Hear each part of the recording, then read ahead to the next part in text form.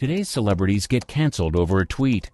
Back then, these golden age icons got away with lawsuits, arrests, and full-blown cover-ups and still showed up to award shows like royalty. Errol Flynn defined morality laws. By the early 1940s, his reputation was out of control.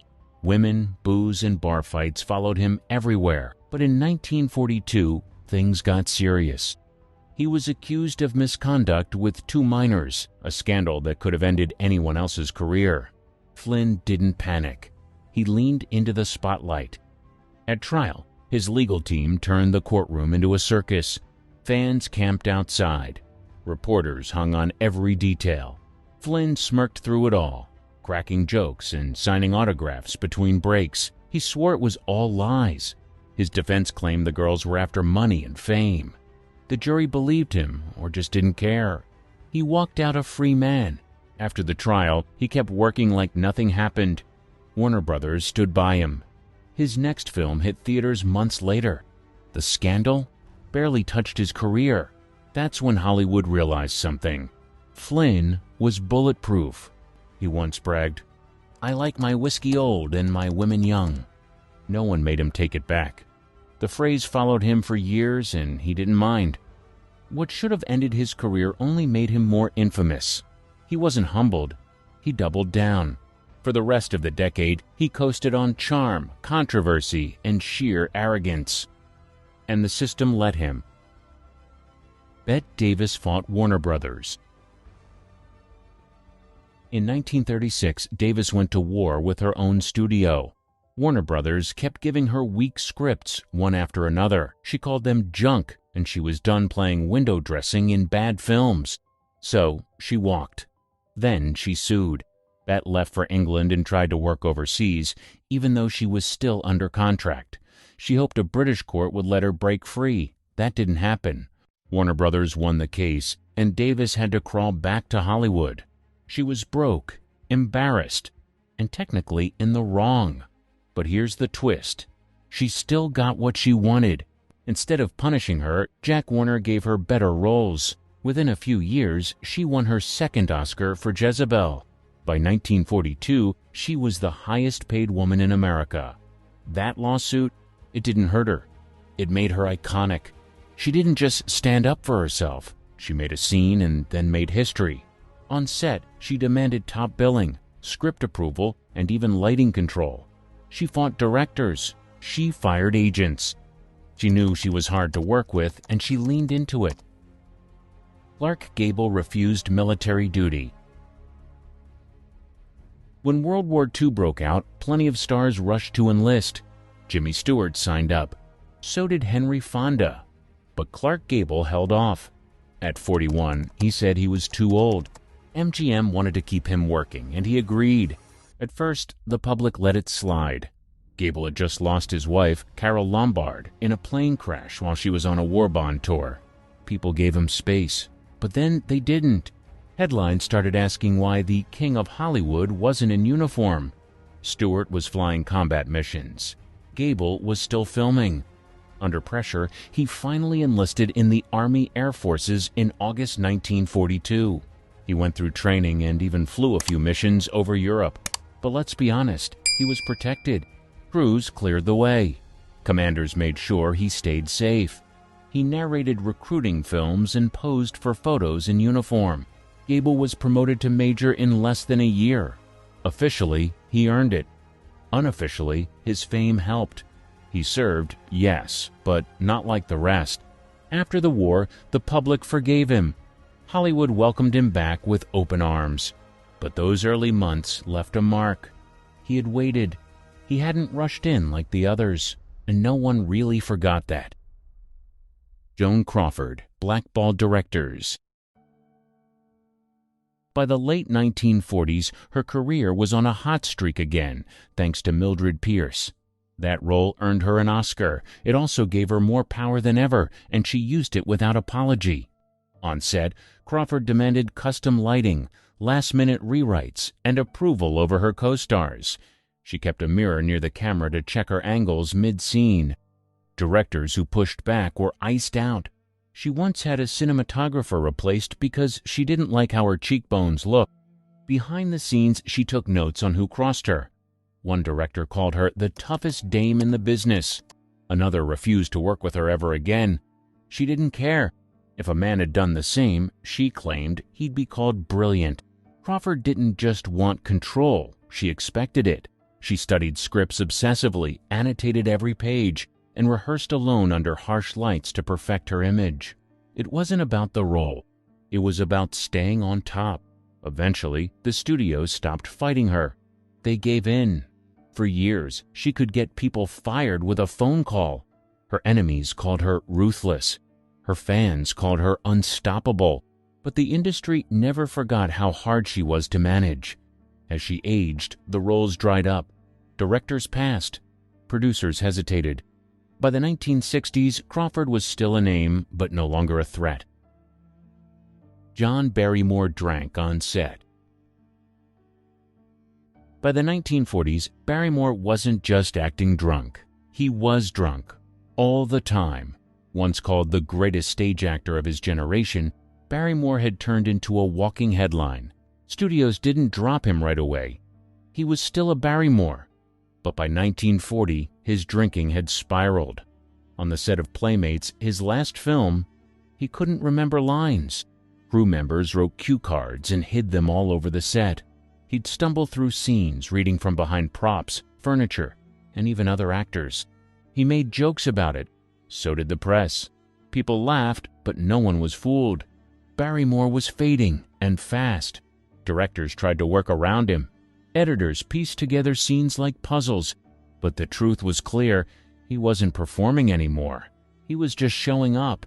He once said, "My only regret in life is that I didn't drink more champagne." That line stuck with people. It sounded charming. But behind it was a man no one could control. Studios still cast him out of habit.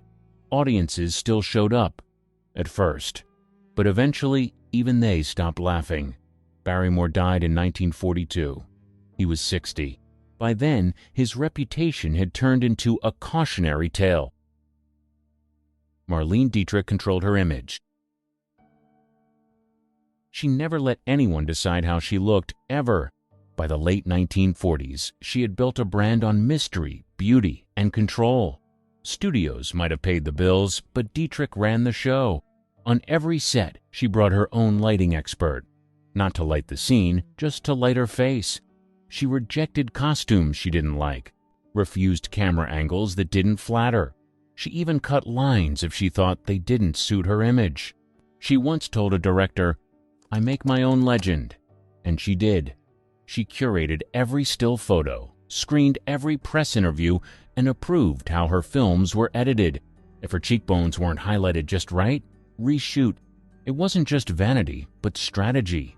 Dietrich understood the power of visuals long before Instagram. She knew one bad angle could kill a career. So she never gave anyone the chance. Studios gave up fighting her. They let her do it her way because her films made money, and audiences were hypnotized. The smirk, the cigarette, the tailored suits, none of it was accidental. Other actresses followed rules. Dietrich rewrote them. Humphrey Bogart mocked studio heads. He didn't care what studio bosses thought. By 1950, he was one of the biggest stars in the world, and he acted like it. He called producers idiots, walked out of meetings, and openly mocked executives who tried to push him around. Warner Brothers didn't fire him. They needed him. After The Maltese Falcon and Casablanca, he was a box office guarantee, and he knew it. Bogart was one of the first actors to break out of the studio system. He hated the way they treated talent like property, so he fought back. He argued over scripts, swapped lines, and pushed back on casting choices. He even formed his own production company, Santana Productions, just so he could make the movies he wanted his way. In 1949, when Warner Brothers tried to force him into another gangster role, he refused. "I'm tired of playing the guy who shoots first," he said. He held out until they offered something better. On set, he joked with crew, but if he didn't like a director, you'd know, fast. He once told one, You direct your way, I'll act mine. He wasn't always easy to work with, but he delivered, and that's what kept him safe. Lana Turner covered a crime. In 1958, Turner's life exploded into headlines. Her teenage daughter, Cheryl, had fatally stabbed Johnny Stompanato, Lana's abusive boyfriend. The killing happened in Lana's home, right outside her bedroom. The story dominated every paper in America. But Lana, she played it calm, tearful, but controlled. She told the court Cheryl acted in self-defense. The media framed it as a tragic domestic story. But behind the scenes, things looked messier. Stompanato was a known mob enforcer. He had threatened Lana repeatedly. Friends said she tried to end it, but he wouldn't go. When he showed up during a fight and Cheryl stabbed him, Lana made sure the story stayed on the daughter. The coroner ruled it justifiable homicide. No charges were filed. Lana walked free, and her daughter did too. But not everyone believed it was that simple. The studios jumped into crisis mode. MGM scrambled to manage PR. Lana's career was on the line, but instead of sinking, she bounced back. A year later, she starred in Imitation of Life, which became one of the biggest hits of her career. People whispered, did Lana protect Cheryl or take the fall for something else? No one knows for sure, but she stayed famous. She stayed booked, and she never answered questions that made her uncomfortable. Montgomery Clift ignored doctors. He was supposed to be the next big thing. By the early 1950s, he was Hollywood's sensitive rebel, good looks, raw talent, and a quiet intensity directors loved. Then came 1956. One night, after leaving a party at Elizabeth Taylor's house, Clift crashed his car into a telephone pole. The wreck nearly killed him. His jaw was shattered. His face was never the same. Doctors warned him to take a long break. Rest. Heal. Let the swelling go down. Clift refused. He rushed back to finish filming Raintree County, even though his face didn't match earlier scenes. You can see the difference on screen, before and after the crash. From there, things got worse. He relied on painkillers, alcohol, and sheer willpower to keep working. He couldn't turn his head easily. His speech changed, but he didn't slow down. He acted like nothing had changed. Directors adapted. Crews shot him in shadow. Editors worked around his injuries. Everyone tried to help, but only up to a point. The damage was physical, emotional, and visible. He became unpredictable on set. Sometimes brilliant, sometimes lost. Clift didn't want pity. He didn't want limits. He believed he could act through anything. For a while, he did. But by the early 60s, his career stalled. His body gave out before his talent ever did. Frank Sinatra versus photographers. He didn't like being told what to do, especially not by the press. By the 1950s, he was one of the most famous men in America and one of the most volatile. If a photographer got too close, he lashed out. He broke cameras. He threw punches. He once had his bodyguards beat up a reporter who printed something he didn't like. Lawsuits followed. So did more headlines, but none of it stuck. Sinatra had friends in high places, politicians, lawyers, even mob figures. Rumors swirled about how much protection he really had. He denied everything, of course, and somehow it always blew over. Rumors circulated in 1957. A Look magazine photographer tried to snap a shot at a party. Sinatra grabbed the man by the collar and knocked the camera to the ground. No charges, no apology. Just more swagger, turned his temper into part of the brand. Old Blue Eyes wasn't just a nickname, it was a warning. You didn't cross him unless you were ready for the fallout. Studios didn't drop him. TV shows still booked him. He even won an Oscar for From Here to Eternity, proving that charm and talent still beat bad behavior. Judy Garland misperformances. She had the voice, the face, and the audience in the palm of her hand. But by the 1960s, she couldn't stay on stage long enough to finish a show. Years of studio pressure, pills, and emotional trauma had taken a toll. MGM started her on a certain pill as a teen to keep her awake during filming. Later, they gave her sleeping pills to knock her out. That cycle never stopped. By her 30s, she was struggling. On tour, she showed up late, or not at all. She forgot lyrics, slurred lines, or broke down mid-song. Fans still adored her. Venues still booked her. But every show was a gamble. In 1961, she made a stunning comeback at Carnegie Hall. The album became a classic, but even that high didn't last. Within 2 years, she was back to missed gigs and canceled concerts. Promoters warned venues. Co-stars crossed their fingers. She once told a reporter, "I'm always being Judy Garland. I'll never get to be just me." That pressure crushed her. Studios stopped calling. Television networks pulled back, but the public stayed obsessed. People wanted to save her or watch her fall. Sometimes both. She was still box office gold, but only if she showed up. That didn't always happen. Marlon Brando rewrote scripts on set. By the 1960s, Brando didn't follow scripts, but rewrote them. Literally. Directors would hand him a screenplay, and he'd toss half of it out. Sometimes he'd rewrite lines the night before. Sometimes on set. He refused rehearsals, changed blocking, delayed shoots. Brando didn't care. He was Marlon Brando. On Mutiny on the Bounty, he drove the entire production over budget and behind schedule. The crew resented him. Co-stars avoided him. But studios couldn't stop him. He was still bankable. He spoke in whispers during scenes, forcing sound teams to scramble. He demanded cue cards off camera when he didn't want to memorize lines. On The Godfather, he wouldn't even learn his dialogue. They taped it to nearby furniture. When a director objected, he shrugged. "I'll give you what I give you." And the thing was, when it worked, it really worked. Brando won Oscars, broke acting norms, and changed Hollywood. He knew it too. That made him harder to control. He refused press junkets, showed up late, insulted interviewers. But producers kept hiring him because he brought something no one else could. He once told an actor, "The only reason I'm in this business is because I haven't found anything else to do." That attitude defined him. Brilliant, unpredictable, and always in charge. Elizabeth Taylor demanded Vatican apology. In 1963, Taylor caused an international scandal and didn't flinch. While filming Cleopatra, she started an affair with co-star Richard Burton. The problem? Both were married to other people. Paparazzi caught them sneaking around in Italy. The world lost it.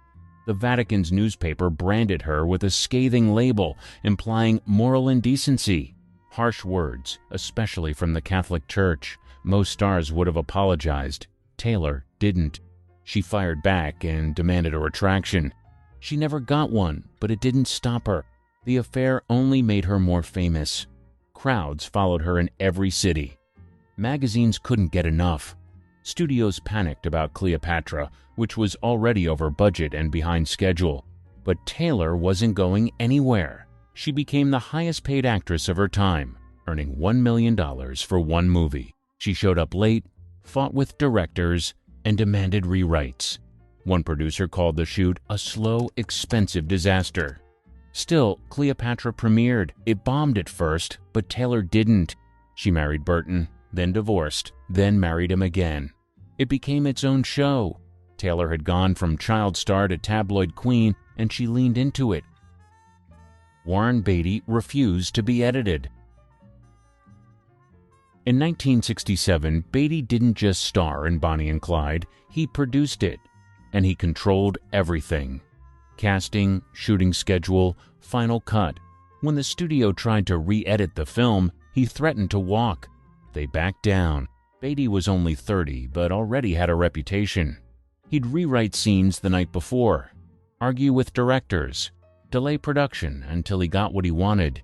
On Bonnie and Clyde, he clashed with almost everyone. But he also had the vision to see what the studio didn't. The film was revolutionary. Warner Brothers hated the first cut. They thought it was too violent, too weird, and wouldn't sell.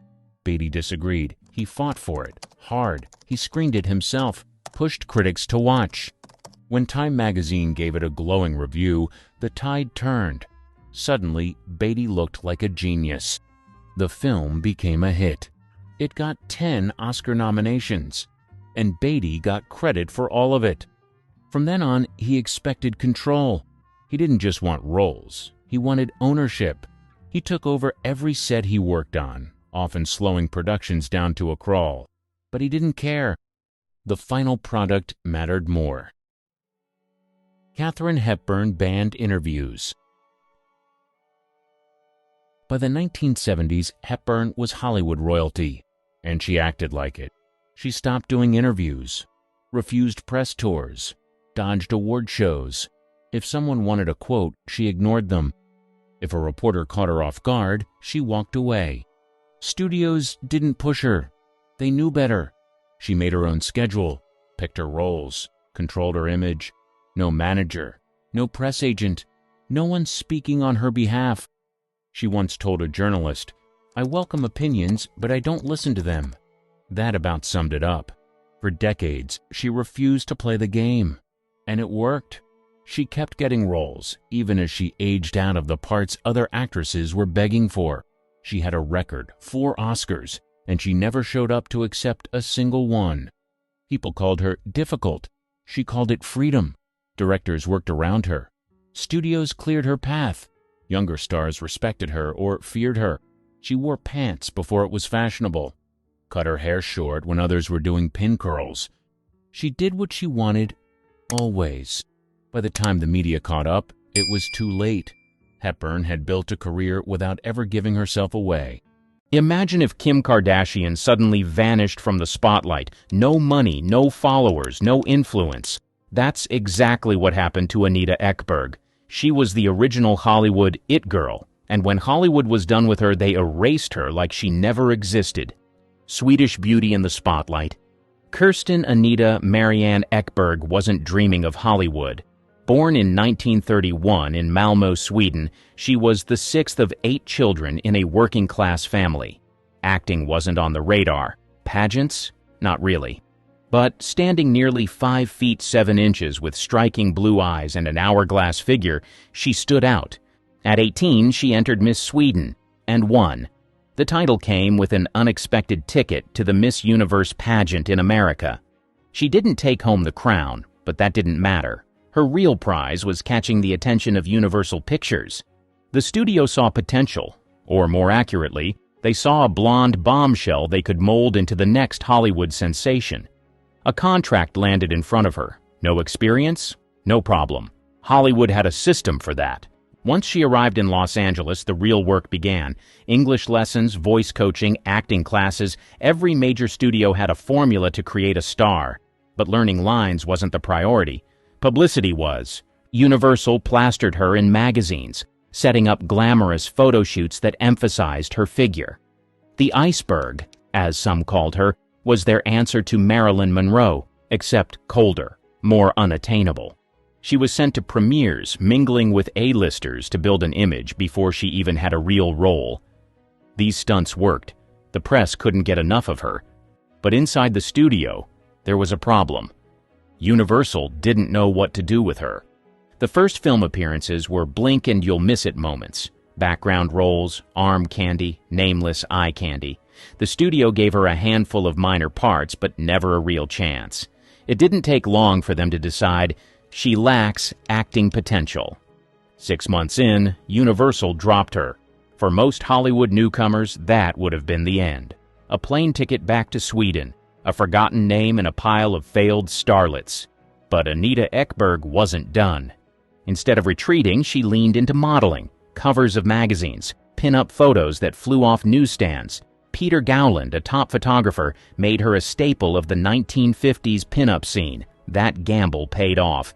These images caught the eye of John Wayne. He cast her in Blood Alley, 1955. It wasn't much, but it was enough. Suddenly, Hollywood took another look. Paramount Pictures came calling. This time, it wasn't just for press shots. Anita Ekberg was back in the game. Finding a place in Hollywood. Hollywood had rules. If you were a blonde bombshell in the 1950s, you had two paths. You could be the next Marilyn Monroe, or you could be forgotten. Anita Ekberg wasn't about to let the second one happen.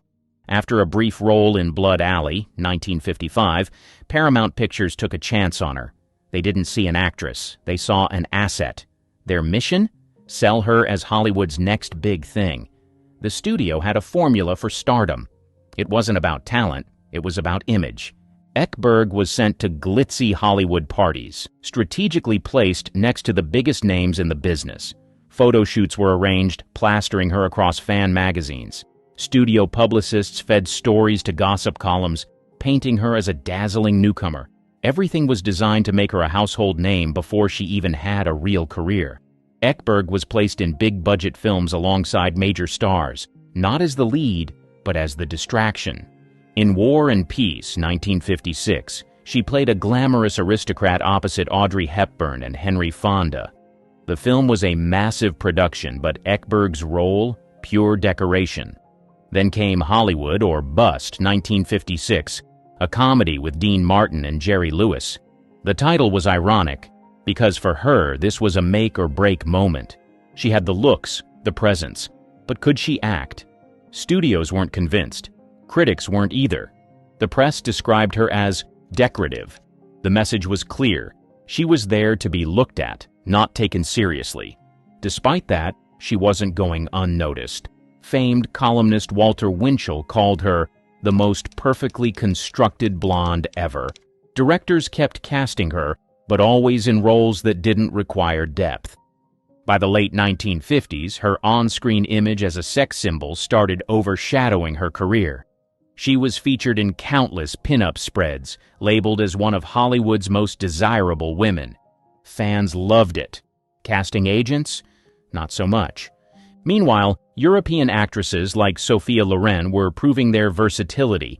They played dramatic roles, showed range, and built lasting careers. Loren had been cast in challenging roles that showed depth, proving she was more than just a beauty. Ekberg, on the other hand, was still Hollywood's go-to exotic blonde. She tried breaking the mold, took roles in Paris Holiday, 1958, with Bob Hope, hoping comedy would give her a fresh start. But the industry had already made up its mind.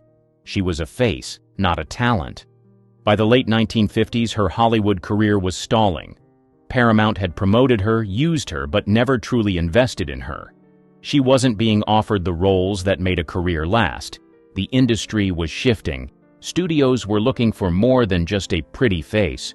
The new wave of actresses, Elizabeth Taylor, Shirley MacLaine, and even young newcomers like Jane Fonda, were proving they could be more than just beautiful. Ekberg, despite her fame, was being left behind. She was famous. But fame wasn't translating into respect. She needed something big, something to make Hollywood take her seriously. Then, in 1960, Federico Fellini called, everything was about to change. A career in limbo. By 1960, Hollywood had given up on Anita Ekberg. She was famous but not respected, glamorous but not essential. Then Federico Fellini saw something others didn't. The Italian director was preparing a film that would redefine cinema. La Dolce Vita wasn't a traditional Hollywood production. It was stylish, provocative, and unlike anything Ekberg had done before. Fellini didn't just want a blonde bombshell, he wanted an icon. The role of Sylvia wasn't complex. She was a famous actress, desired by everyone, but truly known by no one. Ekberg didn't need to act much. She just had to be Sylvia. Then came the Trevi Fountain scene. Filming took place on a freezing winter night in Rome. Ekberg, draped in a flowing black gown, stepped into the cold waters of the Trevi Fountain, calling to Marcello Mastroianni. She was hypnotic, ethereal, a living fantasy. Mastroianni, struggling through the cold, reportedly had to wear a wetsuit under his tuxedo just to endure the temperature. Ekberg? She didn't flinch. She moved through the water as if she were made for it. The scene was electric. Even Pope John XXIII reportedly criticized it for being immoral. That only made it more famous. When La Dolce Vita premiered, it was an instant phenomenon. It won the Palme d'Or at Cannes. It shocked audiences, outraged censors, and redefined European cinema. Ekberg became the face of it all. The press couldn't stop talking about her. The Trevi Fountain scene turned her into a global symbol of beauty and mystery. But there was a catch. The role that made her immortal also typecast her forever. Directors didn't see a rising actress. They saw a fantasy. Producers weren't offering complex scripts. They wanted Sylvia. Fellini remained a fan. He cast her in Boccaccio 70, 1962, and later The Clowns, 1970. But outside of Italy, the phone stopped ringing. Hollywood turns its back on her. After La Dolce Vita, Anita Ekberg had everything: fame, international recognition, and a defining cinematic moment. But none of it translated into what she wanted most: a serious Hollywood career. The industry had already made up its mind. She wasn't a leading lady. She was an image. She returned to the U.S., hoping her European success would change things. It didn't. Studios still saw her as a one-note star. No challenging roles, no career reinvention, just more offers to play the blonde bombshell. Sophia Loren was getting dramatic roles. Brigitte Bardot was proving herself as more than a pinup. Even Marilyn Monroe, despite her struggles, had a legacy Hollywood was invested in. Ekberg? She was trapped. She landed a role in Four for Texas, 1963, starring alongside Frank Sinatra and Dean Martin. On paper, it looked like a comeback. In reality, she was just window dressing. It was the same story with Woman Times 7, 1967, an anthology film featuring Shirley MacLaine, a decent cast, a well-known director, but Ekberg's presence barely mattered. Meanwhile, Hollywood was changing. The 60s ushered in a new era. Sex symbols weren't enough anymore. Actresses had to be versatile. Studios wanted stars who could carry a film, not just decorate it. Younger faces were taking over. Jane Fonda, Faye Dunaway, Raquel Welch, actresses who blended beauty with depth. Ekberg was left behind. Hollywood had shut the door, and she never found a way to reopen it. A tumultuous love life. Anita Ekberg's name was in the press as much for her personal life as for her movies. The tabloids loved her. And Hollywood? Not in a good way. Her beauty made her irresistible to the world's most powerful men. Actors, singers, billionaires. She was linked to them all. The rumors started with Frank Sinatra. He had a thing for glamorous blondes, and she fit the bill. Were they serious? Probably not. But the press made sure everyone thought so. Then came Tyrone Power, one of Hollywood's biggest leading men. They were seen together just before he died suddenly in 1958. Whether they were truly involved is up for debate, but Ekberg's name was in every headline. Then there was Gianni Agnelli, the heir to the Fiat empire. He had a reputation for seducing Hollywood's most stunning women, and Ekberg was one of them. Italian newspapers loved their supposed affair, adding fuel to her growing status as Europe's most talked-about actress. But her most chaotic relationship was with Anthony Steele. A British actor, Steele was once poised for stardom. Then he met Ekberg. Instead of being Hollywood's next power couple, they became tabloid gold, for all the wrong reasons. Steele had a drinking problem, and a jealousy problem, and a temper. The fights were legendary. One night, he allegedly destroyed their home in a drunken rage. Another time, he accused her of cheating in public, making a scene at a glamorous party. Despite the drama, they married in 1956. It lasted 3 years. By the time the divorce was finalized in 1959, Steele's career was over. Ekberg's was still alive, but barely. Even after her marriage ended, she stayed a favorite target for the press. By the 1960s, her film career was slowing down, but the tabloids weren't done with her. Rumors swirled that she had an affair with Shah Mohammad Reza Pahlavi of Iran. Some claimed she had been secretly invited to his palace. She denied everything. Whether true or not, her reputation was now built on scandal, not talent. And in Hollywood, that was a problem. Directors wanted actresses who took their careers seriously, not ones making headlines for their personal lives. Desperate attempts to stay relevant. Hollywood had shut Anita out. Europe still gave her work, but the roles weren't meaningful. She was famous, but fame wasn't getting her anywhere. Directors weren't casting her in serious films. Instead, she was booked for forgettable projects, low-budget comedies, action films, and movies that existed to show off her looks rather than her talent. In 1963, she starred in 4 for Texas alongside Frank Sinatra and Dean Martin. On paper, it seemed like a solid opportunity, big stars, a mainstream Hollywood production, but her role was just another sexy distraction. She was still playing the same one-dimensional bombshell characters Hollywood had always given her. A few years later, she appeared in Woman x 7, 1967, an ensemble film led by Shirley MacLaine.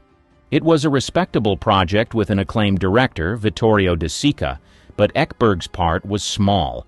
A decade earlier, she had been treated as a rising star. Now, she was barely making an impact. Meanwhile, the industry was moving on. Hollywood was no longer obsessed with glamorous European bombshells. The 1970s ushered in a new era of filmmaking, gritty, realistic, and socially conscious. Women like Jane Fonda, Faye Dunaway, and Ellen Burstyn were leading blockbusters, not just looking good in them. Ekberg was stuck in the past. Desperate to keep her career alive, she returned to Italy. It seemed like a smart move.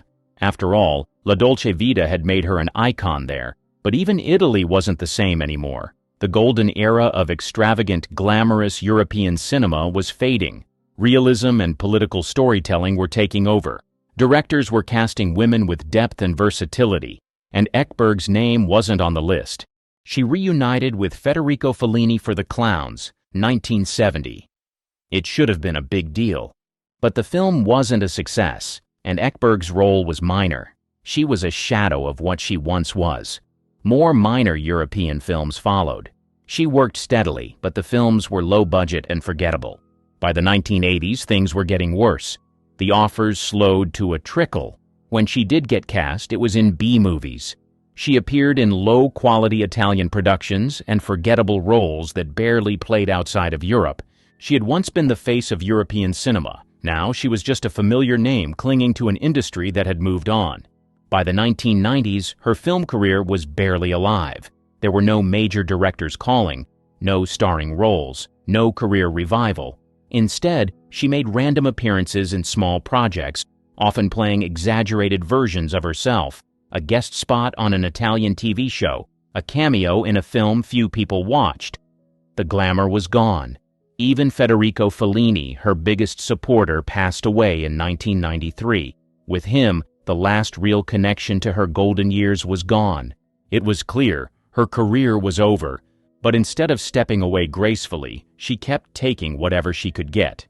A woman who had once worked with Hollywood's biggest names was now appearing in direct-to-video flops. By the time the 2000s arrived, the work had dried up completely. There were no big comebacks, no second chances, no reinvention. Ekberg had been one of the most famous women in the world. Now she was barely a footnote in Hollywood history. Financial ruin and personal hardships. For decades, she had lived like the fortune would never dry up. Lavish homes, extravagant shopping sprees, 5-star hotels, she never held back. Unlike other stars who invested wisely or built second careers, she spent without caution. She had never imagined a life where the film offers stopped. But they did. Hollywood had already abandoned her, and Europe was no longer paying her bills. By the 1990s, the financial trouble turned into a full-blown crisis. She had no steady income, no savings, and no fallback plan. Then came the Italian tax authorities. In 1999, she was accused of owing nearly $350,000 in unpaid taxes. She denied it, calling the claims exaggerated, but the legal battle dragged on for years. The penalties kept growing, the stress piled up. Whatever little money she had left was disappearing fast. Then, in 2004, disaster struck again. While she was away, burglars broke into her villa outside of Rome. They took everything: jewelry, furniture, valuables, even personal keepsakes from her Hollywood days. The few remnants of her once glamorous life were gone in an instant. She later claimed the thieves were people she trusted, maybe former employees, maybe old acquaintances. But by then, it didn't matter. The damage was done. With no career, no major assets, and no way to recover financially, she was forced to downsize her life completely. Her beloved villa, where she had lived for decades, was repossessed. She had no choice but to move into a modest home outside of Rome. The woman who had once graced magazine covers, red carpets, and exclusive parties was now struggling just to keep a roof over her head. But she never admitted defeat. Even when the press caught glimpses of her in later years, heavier, older, no longer the bombshell, she still carried herself like a star. She refused to beg for money, refused to sell her story to tabloids. When asked about her financial struggles, she shrugged it off, saying, "I have lived, I have loved, I have had adventures." But behind closed doors, the reality was grim. Health problems were piling up: diabetes, arthritis, chronic pain. The years of indulgence and excess had caught up with her. By the late 2000s, she was barely able to walk. But she didn't want pity. She refused to ask for help, even when she needed it. Then, in 2011, disaster struck again. A bad fall left her with a fractured hip and femur. The injury ended her independence completely. She was now confined to a wheelchair, reliant on others for basic needs. Medical bills piled up, money was running out. In one of her final interviews, she admitted she had no family to rely on, no financial safety net. She was living in a modest care home outside Rome, surviving on a small pension. She had once ruled the silver screen. Now she was alone, forgotten, and barely getting by. The fall had taken her mobility, but Hollywood had taken everything else. How Hollywood forgot Anita Ekberg. Anita Ekberg's name was barely mentioned in Hollywood. Her face was still immortalized in La Dolce Vita, but the woman herself? She was forgotten. No industry tributes, no retrospectives, just a fading memory of a time when she had been everywhere. In 2011, after her crippling fall left her wheelchair-bound, she made one final plea for help. She reached out to the Fellini Foundation hoping for financial assistance. The response? Silence. The same industry that once paraded her around like a goddess had left her to fend for herself. Meanwhile, her contemporaries, Sophia Loren, Brigitte Bardot, even Marilyn Monroe's legacy, were still celebrated. Their films were studied, their careers honored. Ekberg? She had no such revival. On January 11, 2015, at 83 years old, she passed away in a small clinic in Italy. The cause? Complications from long-term illnesses. There was no Hollywood send-off, no major tributes, just a brief news cycle mention before the world moved on. Even in death, she was overshadowed. Her passing came days before the Oscars, an event where Hollywood celebrates itself. Not a single mention of her that night. The industry that once built her up had erased her like she was never there. Meanwhile, La Dolce Vita remained a cinematic masterpiece. The Trevi Fountain scene still graced film school lectures and pop culture discussions, but Ekberg's role in it was often reduced to a visual, not a performance. Critics credited Fellini for the scene's magic. Some argued Marcello Mastroianni's reaction was what made it work. Ekberg was just there. That's how Hollywood remembered her. Not as an actress, but as a beautiful image frozen in time. Unlike her peers, she never reinvented herself. Never became a producer, director, or industry powerhouse. She let Hollywood define her. The year was 1943. A film sat locked in vaults too scandalous for theaters. At the center, a woman lying in hay rewriting what was allowed on screen. This wasn't Monroe or Gardner. It was Jane Russell, and her story only gets wilder from here. The bra that launched a legend. The Outlaw wasn't supposed to be a scandal. It was a low-budget Western by Howard Hughes, starring a newcomer named Jane Russell. But Hughes had something bigger in mind. He didn't just want a movie, he wanted shock value. Russell was only 21, with no major roles behind her. Hughes cast her as Rhea McDonald, a sultry saloon girl. During filming, he became obsessed with how her figure appeared on screen. Costumes didn't give him the look he wanted, so he built his own solution, a new kind of bra. Metal rods, wiring, and padding were sewn into a custom design meant to lift her bust unnaturally high. Hughes even filed a patent for it. Jane hated it. "That thing hurt like hell," she said years later. "I threw it in the trash and wore my own." Despite that, Hughes told the press she wore his invention. He wanted the story to spread, and it did. Then came the haystack photo. A publicity still showed Russell reclining in hay, blouse barely holding on. No moviegoers cared about the plot. They wanted to see that image. Theaters received angry letters. Religious groups protested. One censorship board called the photo morally dangerous. The production code refused to approve the movie. Hughes had a plan. He sent fake protest letters to theaters claiming outrage from concerned citizens. It worked. Curious crowds showed up in droves. The limited release in 1943 was chaos. In New York and Los Angeles, people lined up for blocks. In some cities, police were called to manage traffic. Chicago shut the film down mid-run. Jane Russell had barely opened her mouth on screen, but her image was already burned into American culture. The Outlaw didn't make her a star because of her acting. It made her a symbol of everything Hollywood was afraid to show. The full nationwide release didn't happen until 1946. By then, she didn't need it.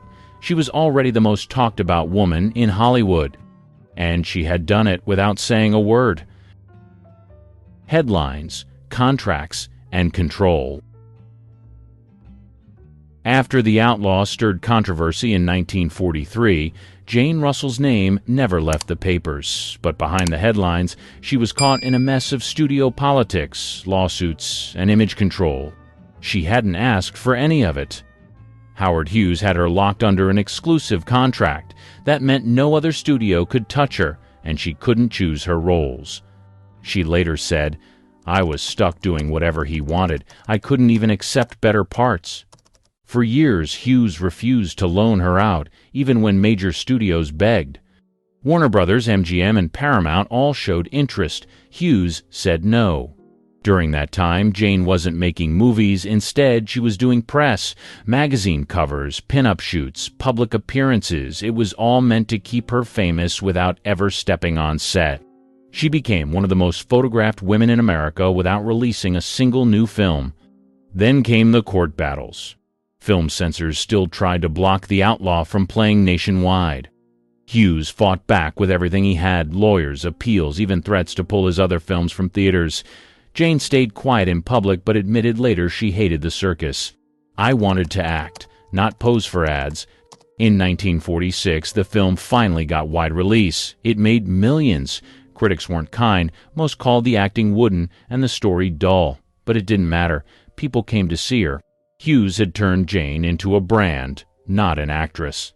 Finally, in 1947, Jane got a new project, Young Widow. It was her first non-Hughes production. The script had depth, and she was eager to prove she could act. But the damage had been done. Audiences still saw her as the Hey Girl. Reviews were mixed. Some praised her presence. Others said she was stiff. She later admitted she was still learning. Still, she wasn't going away. The public had decided Jane Russell was worth watching, even if no one could agree on why. For better or worse, her image had already outgrown the screen. And Hughes? He still wasn't done pulling the strings. Jane versus Hollywood. By 1948, Jane Russell was trapped between fame and frustration. She was known everywhere, but barely working. Hughes continued to control her roles and turn down outside offers. She started to push back. Hughes offered her a part in The Paleface, a comedy western with Bob Hope. Jane didn't think she could do comedy, but she said yes just to get back in front of a camera. It turned out to be a smart move. The film was a hit. Audiences loved her timing, and critics admitted she held her own next to Hope. It was the first time she got to show range. But things weren't smooth behind the scenes. Jane had no power over her career choices. Hughes micromanaged every decision. He approved costumes, scripts, even haircuts. Jane called him obsessed with control. She began quietly asking her lawyers for a way out of the contract. Meanwhile, gossip columns tracked her every move. She was photographed constantly but rarely quoted. Journalists described her as cool, hard to read, and aloof. In truth, she was tired of being treated like a mannequin. Her public image was sex symbol. In private, she was religious, blunt, and preferred quiet. In 1949, she shot The Big Steal with Robert Mitchum. The production was rushed because Mitchum had just been arrested for marijuana possession. The studio needed good press fast. Jane agreed to the project on short notice. It was a basic crime story, but again, she handled it well. Mitchum later said, "Jane was tougher than anyone gave her credit for." She wanted more like that, less glamour, more grit. But Hughes still had her locked down. In 1950, she publicly clashed with studio heads over the roles she was being offered. She turned down several scripts and refused to pose for certain publicity shots. That made her difficult in Hollywood terms. Jane wasn't playing along anymore. She wanted to act, not sell, and slowly people were starting to listen. The pinup girl had found her voice, and she was just getting warmed up. Diamonds, Blondes, and a Stolen Show. In 1953, Jane Russell landed what should have been a supporting role. Instead, she nearly stole the film. The movie? Gentlemen Prefer Blondes. Her co-star? Marilyn Monroe. Monroe played the sweet, flirty Lorelei. Jane played Dorothy, the sharp brunette who called the shots. On paper, Marilyn was the lead. But on screen, Jane dominated scene after scene. Her timing was cleaner. Her delivery was drier. Her attitude? Unshakable. Most people don't know this. Jane didn't want to do it at first. She thought the musical numbers were silly, but the studio pushed her in, and once filming started, she didn't hold back. She handled her own vocals, danced in heels, and rewrote parts of her dialogue. Monroe had more screen time, but Jane had more control. Crew members said Russell often calmed Marilyn down between takes. She reportedly helped block scenes and guided Monroe through complex shots. Then came the premiere drama. Here's the rumor. Monroe refused to attend the Blondes premiere in Hollywood, so Jane showed up alone and played both roles on the red carpet. She even signed Monroe's name for fans. Reporters called her a total pro and said she carried the night without breaking a sweat. The movie became a global hit. Jane's performance was praised for being grounded and funny, while Marilyn got the attention for her beauty. But behind the scenes, even executives said Jane held the film together. She never bragged about it. In interviews, she gave Monroe credit and avoided drama. But those who worked on the film knew the truth. Jane was the adult in the room. She showed up on time, knew her lines, and never cracked under pressure. That role cemented her as more than a body or a photo. She could act, she could command, and she could outshine a legend without even trying. Hollywood had underestimated her again, but this time everyone saw what she could really do, and Jane didn't need hay or headlines to prove it. The Hollywood Bowl baptism. In 1954, Jane Russell shocked fans again, but this time it had nothing to do with movies or costumes. She stepped into the waters of the Hollywood Bowl in front of thousands and got baptized. It wasn't a publicity stunt. Jane had always kept her faith private. She was raised in a deeply religious home and read the Bible daily. But the tension between her image and her values was growing. After years of posing in tight gowns and playing bombshell roles, she wanted to make a statement. That statement came during a Billy Graham revival event. The massive crowd watched as Jane walked into the water and was fully submerged. It made headlines the next morning. "Movie siren gets saved," one paper wrote. Others called it a mid-career pivot, but Jane didn't care. After that, she became more vocal about her beliefs. She gave interviews criticizing the moral direction of Hollywood. She said too many films celebrated sin and called some of her past work foolish. She even started a group called WAIF, World Adoption International Fund, combining her faith and advocacy. This turn confused people. She was still doing movies and still dressing glamorously, but now she was talking about Jesus on talk shows. Some fans loved it, others tuned out. The industry didn't know how to handle her shift.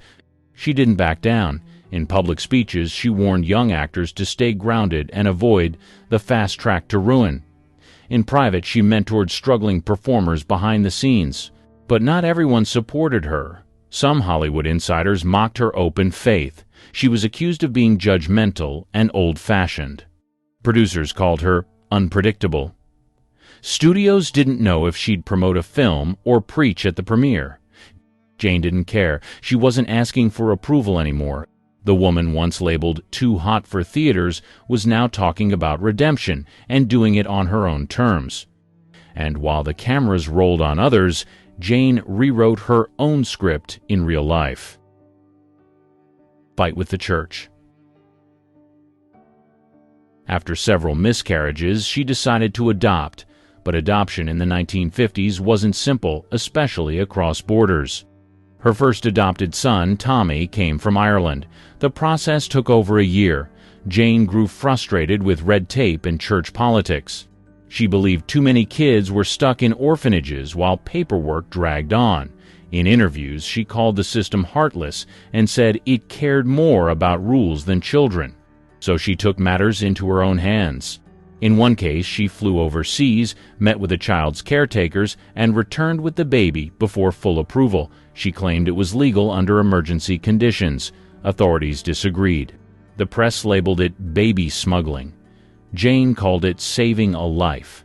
That incident pushed her to create WAIF, the World Adoption International Fund. It helped connect orphans with families worldwide. Jane used her fame to pressure lawmakers and raise money. She testified in front of Congress and worked with embassies to change regulations. But the backlash was real. Catholic leaders in Ireland accused her of undermining church-run orphanages. One priest called her reckless and self-righteous. Jane fired back, saying the church cared more about control than compassion. Despite the criticism, she expanded her work. WAIF helped place hundreds of children in homes during its peak. Jane personally reviewed applications and even helped pay travel costs for some families. She wasn't just a spokesperson, she was hands-on. This wasn't the Hollywood work people expected from a screen siren, but Jane didn't care about expectations. She said, "If I'd waited for the world's approval, I'd still be posing in hay." Her house in California became a hub for her causes. Her kids lived outside the spotlight, and she rarely talked about them publicly. But in her later interviews, she called them her greatest work. The roles in film paid the bills. The work in adoption, she said, saved her soul. Russell versus feminism. In an era when women's liberation was gaining momentum, Jane took the opposite path, and she made sure everyone knew it. She called second-wave feminism a mess of angry women yelling about problems they created. In one 1973 interview, she said, "I don't know what they're fighting for. I never had to fight for anything." That quote alone set off a storm. Talk show hosts loved booking her. She clashed with feminist guests and stood her ground, even when audiences booed. She argued that women already had power but were wasting it on resentment. "I've worked with men my whole life," she said. "I never needed to burn my bra to get respect." Her words drew backlash. Gloria Steinem's supporters called her outdated. Some women's groups urged sponsors to drop her from endorsements. But Russell didn't flinch. She said modern feminists misunderstood strength. Strength isn't about shouting. It's about knowing who you are. She also attacked Hollywood for portraying women as helpless victims or hypersexualized cliches. Ironically, critics pointed out that her early roles did exactly that. Jane didn't deny it, but said the problem wasn't the image. It was the intention behind it. By this time, she was focused on her religious activism and charity work. But her conservative takes made headlines more than her advocacy. She called Roe v. Wade a mistake and said America needed less therapy and more churches. She wasn't trying to please anyone. The feminist movement saw her as a relic. Her fans saw her as fearless. Either way, she stayed visible. While other actresses her age faded quietly, Jane Russell kept showing up, louder, bolder, and completely unwilling to change. Love her or hate her, she refused to play the part anyone handed her. At 60 and still breaking rules.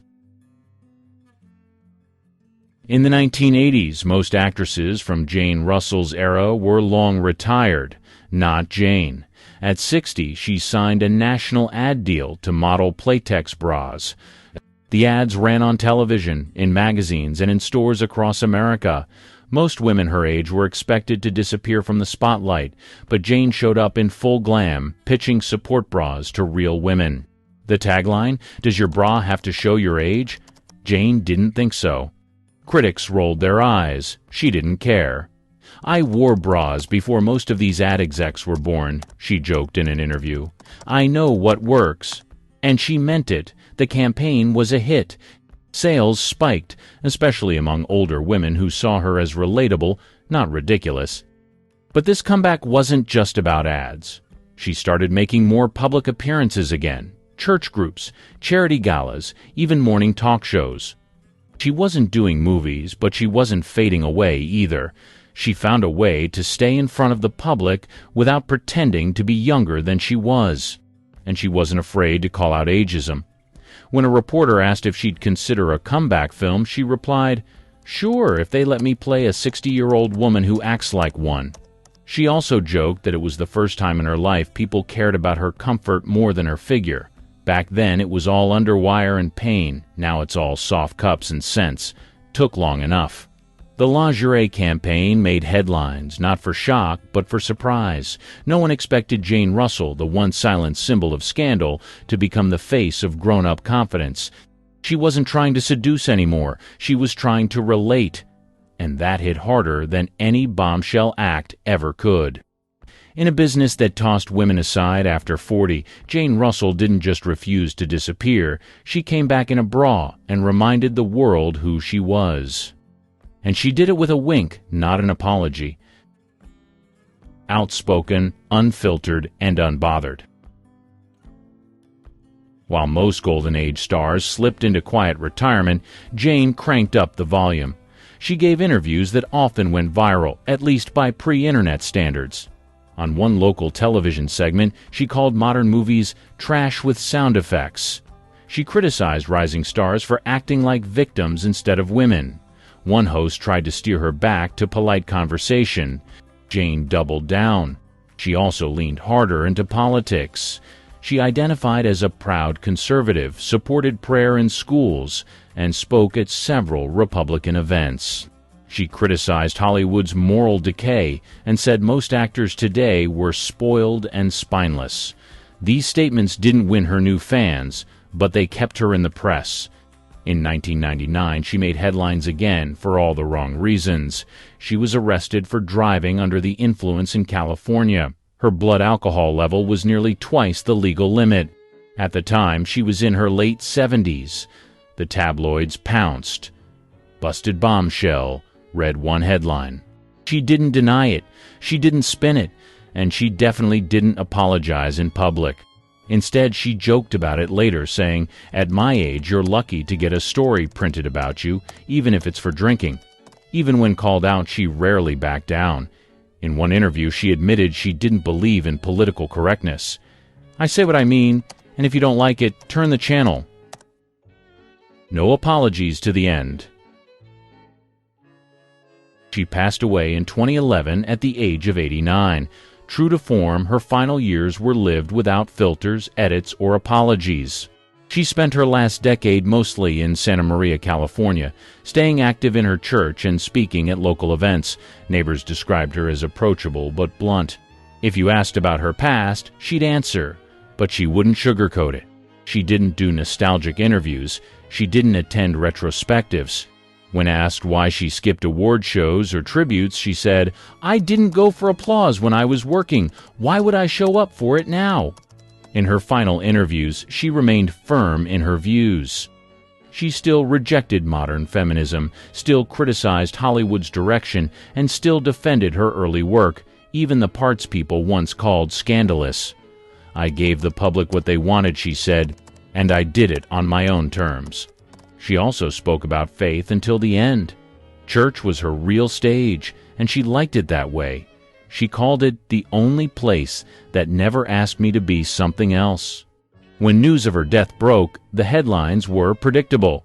Most focused on the outlaw, the hay photo, and her body. Few highlighted her decades of charity work, her fights with censors, or the fact that she'd outlasted most of her peers. Her family didn't issue a long statement. They said she passed peacefully in her sleep, surrounded by loved ones. No funeral spectacle, no red carpet send-off. And that felt right, because Jane Russell never needed the spotlight. She was the kind of star who took it, then handed it back when she was done. No legacy spin, no last-minute reinvention, just one final act of doing exactly what she always had. Living loud, aging honestly, and refusing to ever play by someone else's script. You've been scammed. Hollywood didn't just sell you movies, it sold you fake lives, scripted love stories, and actors pretending to be people they never were. Fake identities. Hollywood isn't just about make-believe on screen. For decades, studios controlled every detail of their stars' lives, including their names, ages, and backgrounds. If someone didn't fit the perfect Hollywood mold, they were remade from the ground up. Take Rita Hayworth. She was born Margarita Cancino, but Columbia Pictures thought her name and dark hair were too foreign. The fix? A painful makeover. Her hairline was raised through electrolysis, her hair was dyed red, and just like that, a brand new star was born. Rock Hudson was never really Rock Hudson. His real name was Roy Harold Scherer Jr., but his agent, Henry Wilson, wanted something stronger, more masculine. The studio also erased details about his personal life, making sure the public saw only the leading man fantasy. Jean Harlow's birth year? Faked. Studios made her younger to fit their narrative. Judy Garland's image as the girl next door? A total illusion.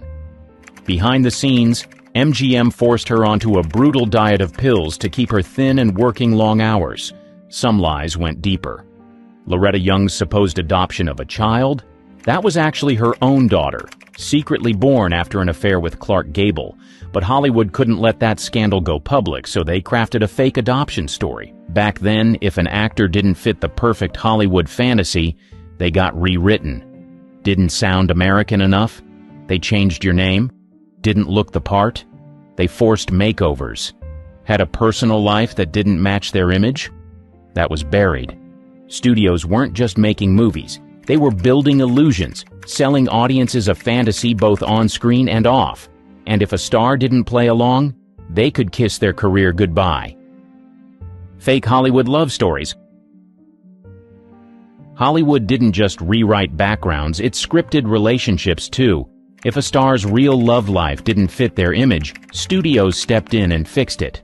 Rock Hudson was America's heartthrob, but the studio couldn't let fans know he was gay, so they staged a quickie marriage with Phyllis Gates, his agent's secretary. The press ate it up, and Hudson kept his leading man status.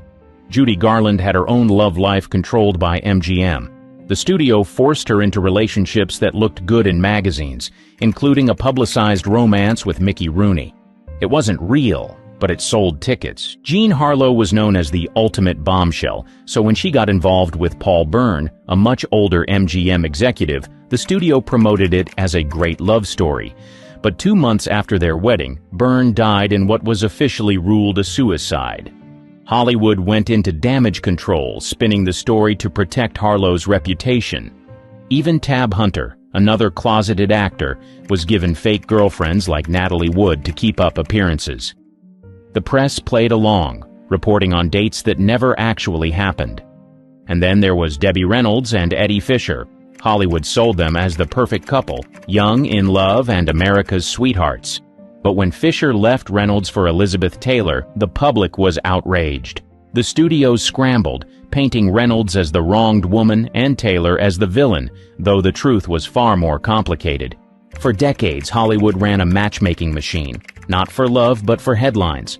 Stars were paired off, breakups were staged, and entire marriages were set up just to control public perception. The wholesome stars with dark secrets. Hollywood loves a good clean-cut image, but behind the smiles and staged interviews, some of its biggest stars had secrets the studios worked overtime to hide. Bing Crosby was the ultimate family man. At least, that's what the public saw. Off-screen, his son later described him as a strict and sometimes violent father. The studios kept that part quiet, making sure audiences only saw the charming crooner. Fred Astaire was sold as the gentleman of dance, but many of his co-stars didn't see him that way. He was known for his brutal perfectionism and sometimes treated his dance partners harshly. The truth didn't fit his brand, so Hollywood kept it out of sight. Then there was Joan Crawford, the elegant leading lady. While she dazzled on screen, her adopted daughter, Christina, later exposed the truth in Mommy Dearest, a book that described Crawford's behind-the-scenes temper and alleged abuse. The studios, of course, had always portrayed her as a loving mother. Walt Disney built an empire on family-friendly entertainment, but his personal relationships with employees and his views on unions weren't as magical. His company projected an image of warmth and creativity while quietly silencing critics. Even Lucille Ball, America's comedy sweetheart, had her share of secrets. Studios worked to downplay her brief involvement with the Communist Party to keep her out of scandal.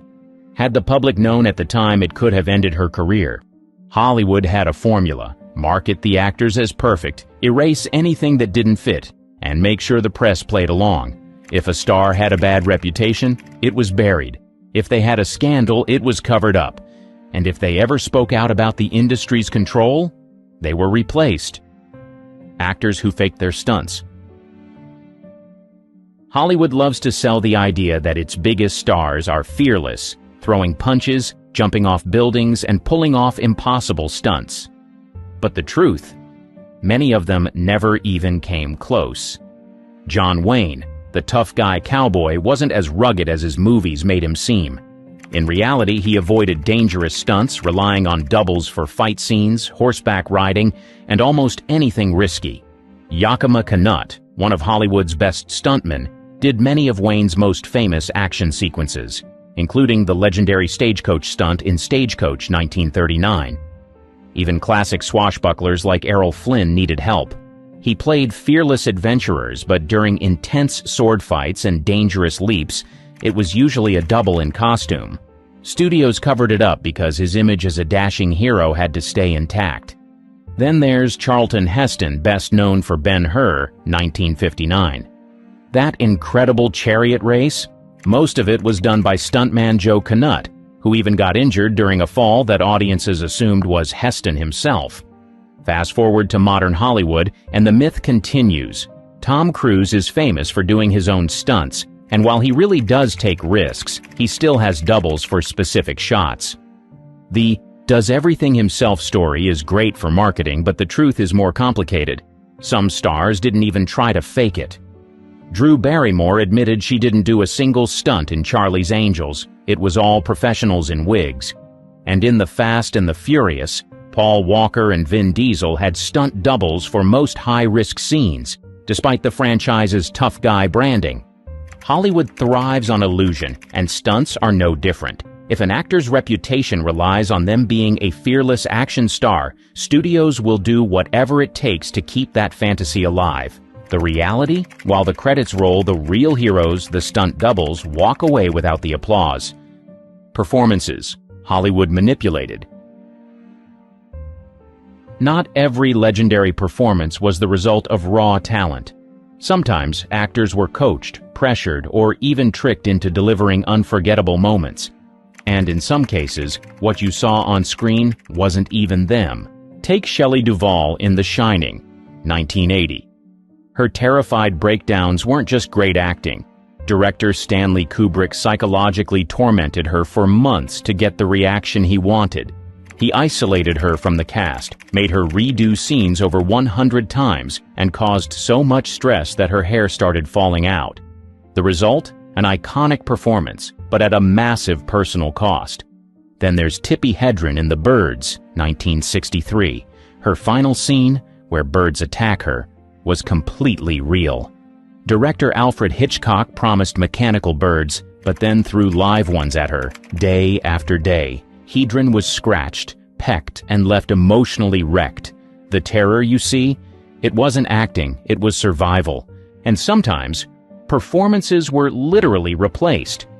Audrey Hepburn charmed audiences in My Fair Lady, 1964, but that breathtaking singing voice? Not hers. The studio hired Marni Nixon to dub nearly every song. Hepburn only found out after filming, and she was furious. Even in modern Hollywood, manipulation happens. Leonardo DiCaprio's raw pain in Django Unchained, 2012, after smashing a glass? That was real. He actually cut his hand mid-scene but kept acting, so director Quentin Tarantino used it. Some actors were coached to perfection. Marlon Brando struggled with lines in The Godfather, 1972, so cue cards were placed around the set to guide him. That legendary performance? Half of it was reading off hidden scripts. Hollywood sells us the idea of pure, effortless talent. But the truth?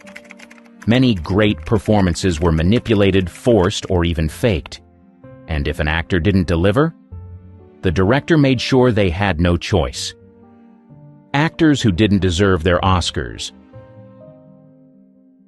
Winning an Oscar is supposed to be the ultimate proof of an actor's talent, but sometimes those golden statues weren't earned.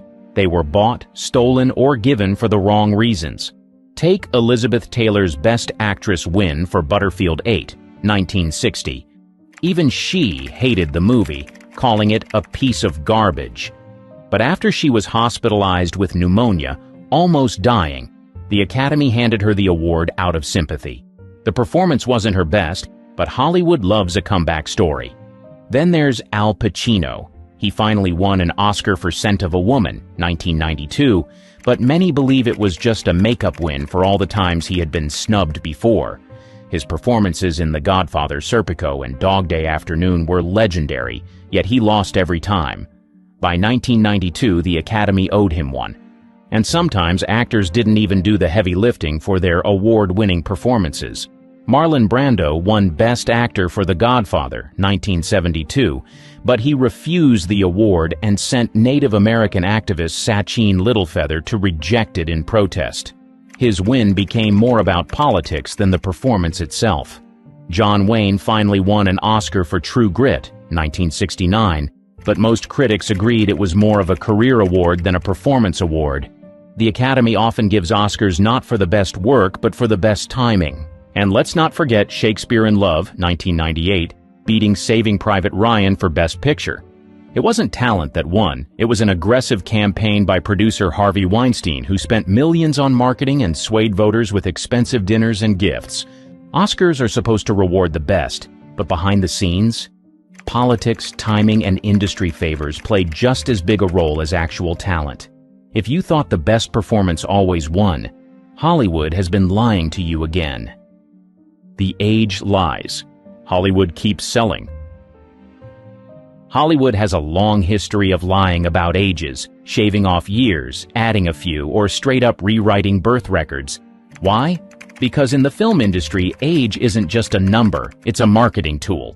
Doris Day was one of the biggest stars of the 1950s, but for decades, no one knew her real age. She believed she was born in 1924, but when she turned 95, public records revealed she was actually born in 1922. Even she had been fooled by the lie Hollywood created. Jessica Chastain kept her real birth year hidden for years, refusing to confirm how old she was. Why? Because actresses often get pushed out of lead roles once they hit a certain age. When she finally admitted she was born in 1977, fans were shocked. Hollywood had made her seem much younger. Mila Kunis had to lie in the opposite direction. She auditioned for That 70s Show at 14 years old, but because the casting call required actors to be 18, she told producers she would be turning 18 soon. Technically true, but also completely misleading. And then there's Rebel Wilson, who built her career on a larger-than-life persona but kept her birth year a mystery. It wasn't until an old classmate leaked her records that the truth came out. She was several years older than she had claimed. Age manipulation wasn't just for women. Cary Grant and Clark Gable had their ages adjusted early in their careers to make them seem younger. Meanwhile, some actors like Steve McQueen were aged up to make them appear more mature and leading man ready. So when you hear about a young rising star or a veteran actor who's still in their prime, take it with a grain of salt, because the numbers Hollywood gives you aren't always real. Actors Hollywood made look talented. Hollywood has spent decades convincing audiences that certain actors are naturally gifted, but behind the scenes, many relied on tricks, stand-ins, and a whole lot of editing to appear more skilled than they actually were. Take Marilyn Monroe, one of the most famous actresses in history, but on set, she struggled with basic lines, needing up to 60 takes for a single sentence. Directors had to piece together her performances from tiny clips, making her look flawless when, in reality, it was hours of frustration and retakes. Then there's Arnold Schwarzenegger. His early movies had him delivering lines with such a heavy accent that studios dubbed over his voice entirely. In his first film, Hercules in New York, 1970, another actor's voice was used because producers thought audiences wouldn't understand him. Singers weren't always who they seemed either. Natalie Wood starred in West Side Story, 1961, but her singing voice wasn't hers. It was dubbed by Marnie Nixon, who secretly sang for several major Hollywood actresses. Deborah Kerr in The King and I, also dubbed. Even Bruce Lee, a martial arts legend, didn't always perform his fight scenes in real time. In some films, his movements were too fast for cameras to capture properly, so editors had to slow them down. Meanwhile, his famous fight sounds? They were often added in post-production to enhance the effect. Some actors couldn't even dance. Jennifer Beals, who played the lead in Flashdance, 1983, barely did any of the dancing herself. A double did the hard moves, and careful editing made it look seamless. So, the next time you're blown away by an actor's incredible talent, ask yourself, how much of it was actually real? The truth about method acting. Dedication. Method acting is often sold as the ultimate mark of dedication. You've heard the stories, actors staying in character 24/7, pushing their bodies to the limit, and suffering for their craft. But here's the truth, a lot of it is just marketing. Take Jared Leto. He made headlines for sending used condoms and dead rats to his Suicide Squad 2016 co-stars to stay in character as the Joker. But when the movie came out, he had barely 10 minutes of screen time. The extreme behavior? Mostly hype. Christian Bale is famous for his drastic body transformations, losing 60 pounds for The Machinist, 2004, then bulking up for Batman Begins, 2005. Impressive? Absolutely. But was it necessary? Some argue no, especially since Hollywood has makeup, prosthetics, and CGI that could achieve the same effect safely. Daniel Day-Lewis is often called the king of method acting, but his dedication sometimes went too far. For My Left Foot, 1989, he refused to leave his wheelchair on set, making crew members carry him everywhere. For Gangs of New York, 2002, he caught pneumonia because he refused to wear modern winter clothes on set. His commitment was real, but at what cost? Meanwhile, Leonardo DiCaprio's infamous The Revenant, 2015 role involved eating raw bison liver and sleeping inside a dead animal carcass. It made for a great story, but the actual film could have been just as convincing without it. And let's talk about Robert De Niro, who gained 60 pounds for Raging Bull, 1980. While impressive, actors like Meryl Streep and Anthony Hopkins have argued that real skill comes from acting, not extreme physical changes. Hollywood loves method acting stories because they make performances sound more impressive. But behind the scenes, many of these so-called dedicated transformations are overhyped, unnecessary, and sometimes just PR stunts. Real talent isn't about starving yourself or staying in character for months. It's about delivering a great performance without making everyone suffer for it. Stars who faked their retirement.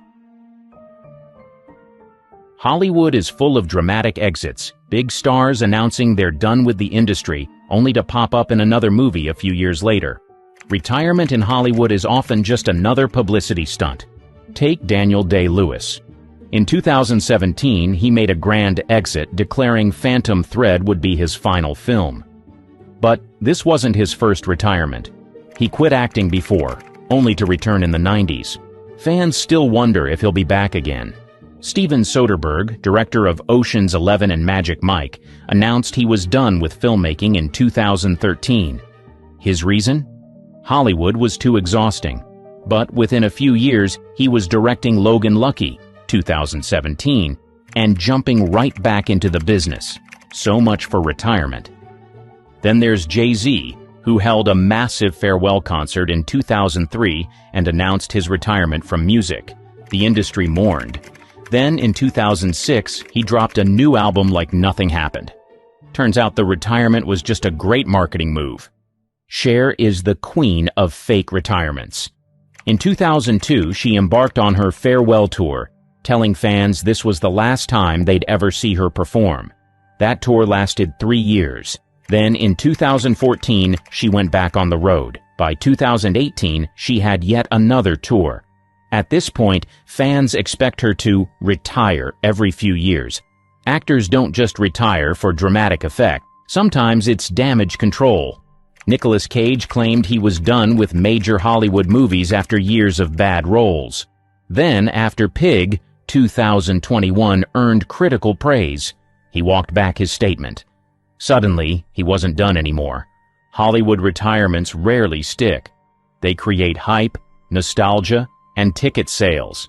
And when the money's right, the retired star suddenly finds a reason to return. One stare stopped a director cold. One scene made censors panic, and one decision nearly ended her career. Gene Simmons didn't hint. She exposed, "This isn't your grandmother's Hollywood story." War-era debut with big impact. Gene Simmons was just 14 when she stepped onto a movie set for the first time. The film, Give Us the Moon. It was a light comedy, but casting directors noticed something deeper in her, a mix of innocence and edge that didn't feel rehearsed. By 1945, she landed a small role in Caesar and Cleopatra, acting opposite Vivien Leigh and Claude Rains. Jean had no formal training, but her eyes stole every frame. Even with just a few lines, critics pointed her out. One review said she had more presence than most stars twice her age. That attention didn't go unnoticed. Back in London, she was already becoming a studio favorite. Directors liked that she followed direction perfectly, but still added something of her own. No one could quite explain it. She was quiet, respectful, but then delivered a performance with a surprising heat that caught people off guard. During this time, Britain was still recovering from war. Rationing was in full swing. But Jean was getting fitted for costumes, stepping onto grand sets and showing up in magazines. For a country looking for escape, she became a symbol of post-war hope and a bit of fantasy. Producers began casting her in roles meant for older actresses. She had the look of a teenager, but the screen presence of a woman who'd lived through something. It made her unpredictable and hard to forget. The studios liked that, so did the public. What really set her apart, though, wasn't talent alone. It was how she made every close-up feel intimate. She didn't perform to the camera. She let the camera come to her. That kind of restraint, especially at 15, felt dangerous in the best way. Ophelia role that shocked all. At only 18, she was cast opposite Laurence Olivier, who also directed and starred as Hamlet. It was a bold choice. Some said she was too young, too unknown. But Olivier saw something in her others didn't. The moment the film premiered, critics couldn't stop talking. Her Ophelia was fragile but intense. The breakdown scene where she spirals into madness hit like a punch. She didn't scream or flail. She barely raised her voice, but her eyes, they told a story no one could look away from. One director on set said, "She didn't act the scene. She became it." That scene became one of the most talked about performances of the year. Some called it mesmerizing. Others said it was too much, too raw for such a young actress. The censors weren't thrilled either. They flagged her emotional scenes as too suggestive, even though she wasn't doing anything explicit. Just her face, sad, broken, and unfiltered, made people uncomfortable. Not because she did something wrong, but because she did it too well. Her performance earned her an Oscar nomination for Best Supporting Actress. It was rare for a British actress that young to get that kind of recognition in Hollywood, but Jean made it look effortless. What no one saw, though, was how tightly controlled the set was. Olivier was known to push actors hard. Simmons was often left exhausted after long takes. Some scenes took over a dozen tries just to get the right version of her breakdown. She never complained. Hamlet didn't just boost her career. It showed the world she wasn't afraid of complex roles. She didn't need flashy lines or big gestures. She used silence, stillness, and just one look. This wasn't a breakout. This was a warning. Jean Simmons didn't just belong in movies. She could change how they felt. Barefoot and bold in Himalayas. Jean Simmons wasn't the lead in Black Narcissus, but she might as well have been. She played Kanchi, a teenage girl from the Himalayas. No lines, no backstory, just movement, emotion, and presence. And it was enough to shake audiences and critics. She wore a thin sari, little makeup, and walked barefoot in most scenes. Her performance wasn't subtle. It was bold, sensual, and totally silent. For someone trained in British restraint, she went the other way completely. Viewers couldn't believe it was the same girl from Hamlet. The censors? They freaked out. A British girl in brownface was already controversial, but it was her physicality, how she walked, how she looked at men, how she moved through space, that made it feel charged. Some scenes were almost cut. Critics didn't know whether to praise her or scold her.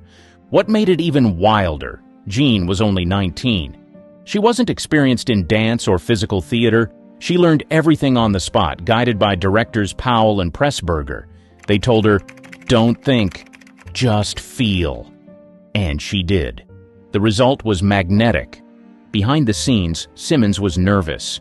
She worried about looking ridiculous. She hated the heavy body makeup. But when she saw the final cut, she realized she'd done something rare. She made people watch without saying a word. Her performance added tension to a film already full of it. Nuns fighting desire, isolation in the mountains, repressed emotions ready to blow.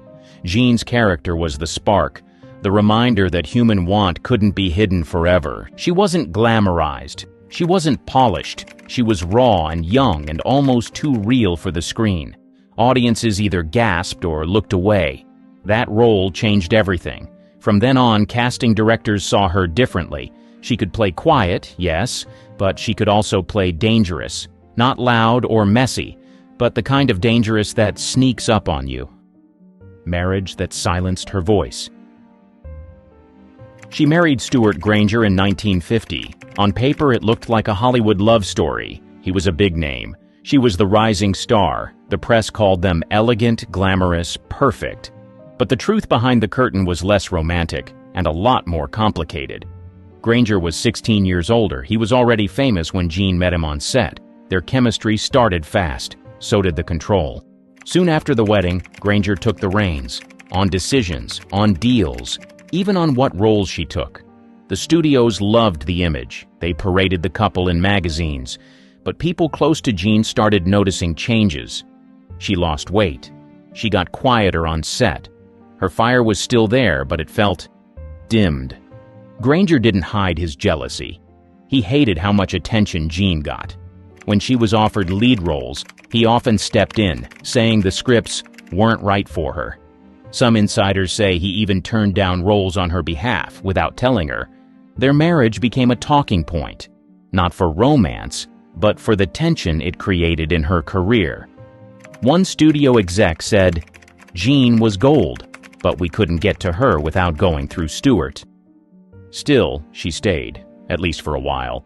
She did interviews with a smile. She played the devoted wife. But behind closed doors, she started pushing back. She wanted control over her own contracts. She wanted to work in America. Granger wasn't happy about it. The tension spilled into work. On the set of Young Bess, she reportedly clashed with crew members over last-minute changes made by Granger, who was constantly advising from behind the scenes. By the early 50s, it was clear this marriage wasn't boosting her career. It was stalling it, and Jean knew it. The girl who once shocked the screen in silence was now fighting to speak up off it. She sued Howard Hughes. Howard Hughes didn't hear no very often, but Jean Simmons gave it to him clear, firm, and without a pause. In 1951, she was under contract with the Rank organization in the UK, but Hughes wanted her for RKO in Hollywood, so he bought her contract. At first, it looked like a career jackpot. Bigger films, bigger budget, international stardom. But there was a catch. Hughes didn't want to make her a star. He wanted to own her. He sent her lavish gifts, jewelry, perfume, clothes. She sent them right back. He offered her roles, but only in projects he controlled. Scripts were delayed, promises were broken. Jean was stuck, contractually tied to RKO but barely working. Then came the final straw. Hughes tried to force her into a long-term extension. Jean said no. He pushed harder. She pushed back and sued him. That was a career gamble very few actresses would have dared to make, especially against a man with Hughes' power and reach. The court battle was ugly. She was accused of being ungrateful, difficult, spoiled, but she didn't flinch. Her attorney argued Hughes was deliberately obstructing her career. And he was. The judge sided with Jean. The court granted her the right to make one more film under RKO, but after that, she was free. That final film would be Angel Face. More on that next. The whole ordeal made headlines. Jean had taken on one of Hollywood's biggest moguls, and won. What made it wild wasn't just that she fought back, it was how calm she stayed doing it. No public outbursts, no gossip columns, just quiet, steady defiance. After the case, other actresses started to take note. Simmons had done what they were told was impossible. She stood up to the system without destroying herself in the process. Slip dress scene that stung.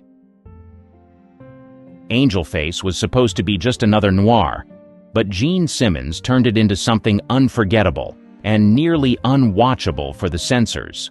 Directed by Otto Preminger, the film paired her with Robert Mitchum in a twisted love story full of mind games and manipulation. From her first scene, something felt off.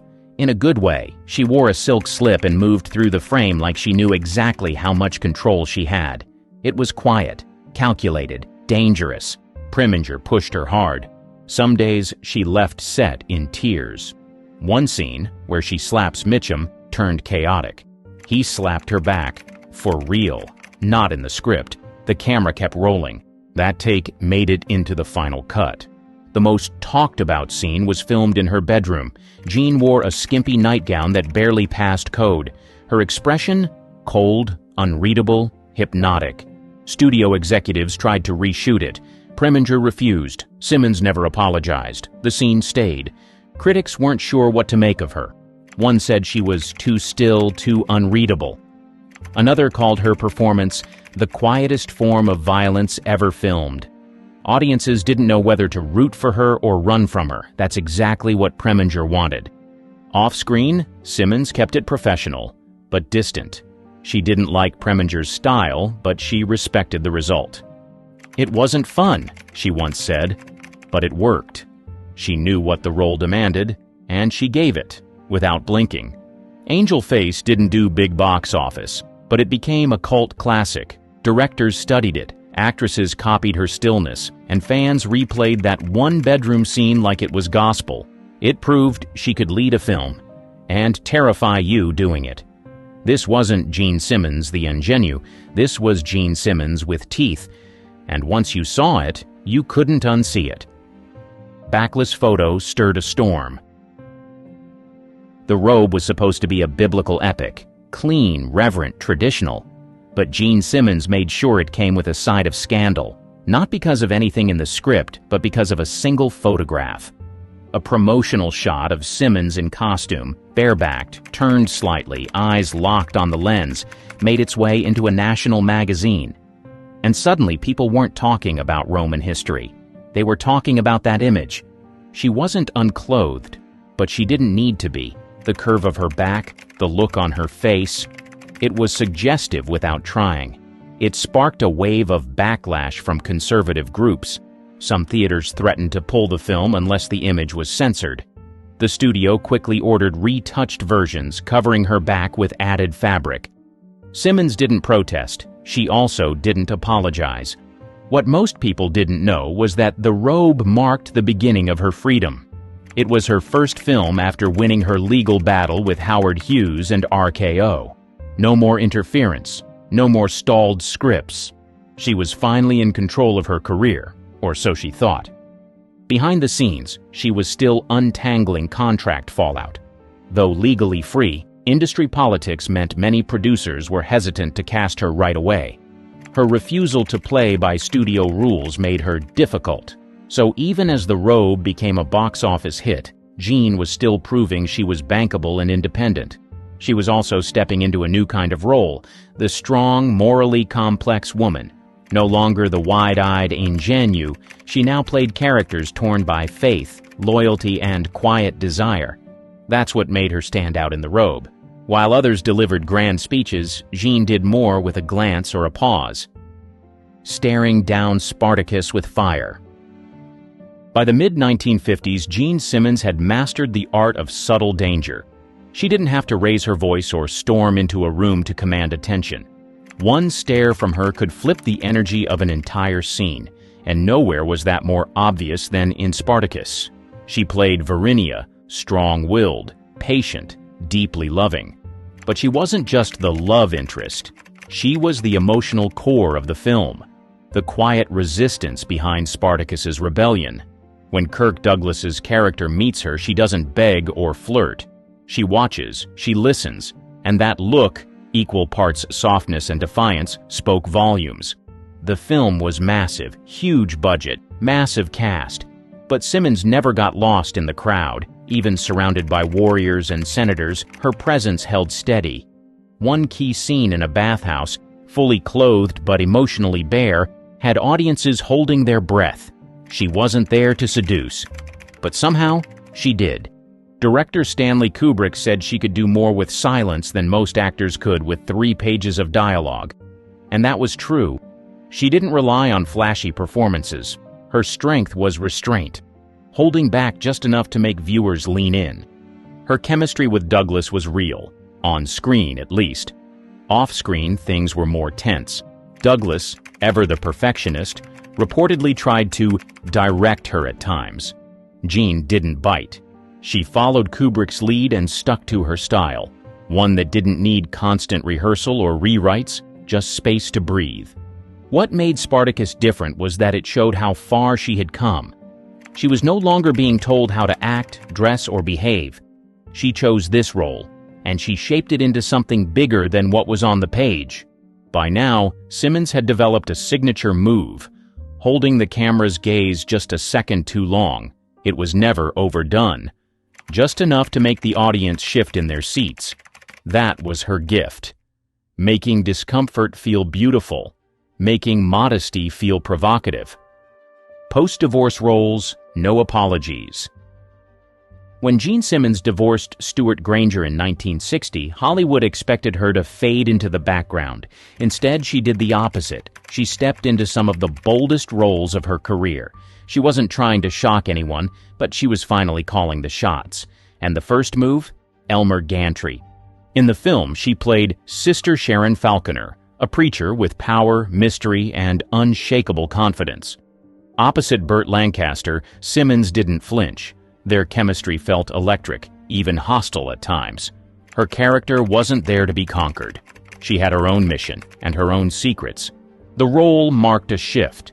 This was Jean fully in control. No studio head pulling strings, no husband weighing in, and it showed. Critics called her performance chillingly calm and quietly commanding. Audiences saw a version of Simmons they hadn't before, fierce, focused, and completely in her element. After that, the walls came down. In interviews, she started to speak more candidly. She admitted how controlled her earlier career had been. She talked about being dressed like a doll, told where to sit, when to smile. "I wasn't rebellious," she said. "I just had a brain." She also started choosing roles that mirrored her real-life complexity. In Life at the Top, she played a woman trapped in a cold marriage, giving one of her most emotionally raw performances. Critics noted how much pain she conveyed without raising her voice. Simmons had always known how to make silence speak, but now it screamed. By 1964, she had officially left her ingenue past behind. Her new characters were layered, modern, and sometimes bitter, but never weak. Whether playing women burned by love or cornered by power, Simmons always brought a sharp, grounded realism. Her personal life, she kept it quiet, no tabloid stunts, just work, and that work spoke volumes. Gene Simmons had survived the studio system, defied Hollywood men, and walked away from a toxic marriage. What came next wasn't a comeback, it was her full arrival. TV role that changed everything. In 1983, when most of her peers had faded into cameos or early retirement, Gene Simmons made a move that surprised everyone. She went to television. And not just any TV role. She signed on for The Thornbirds, a sweeping, high-stakes miniseries that would become a cultural event.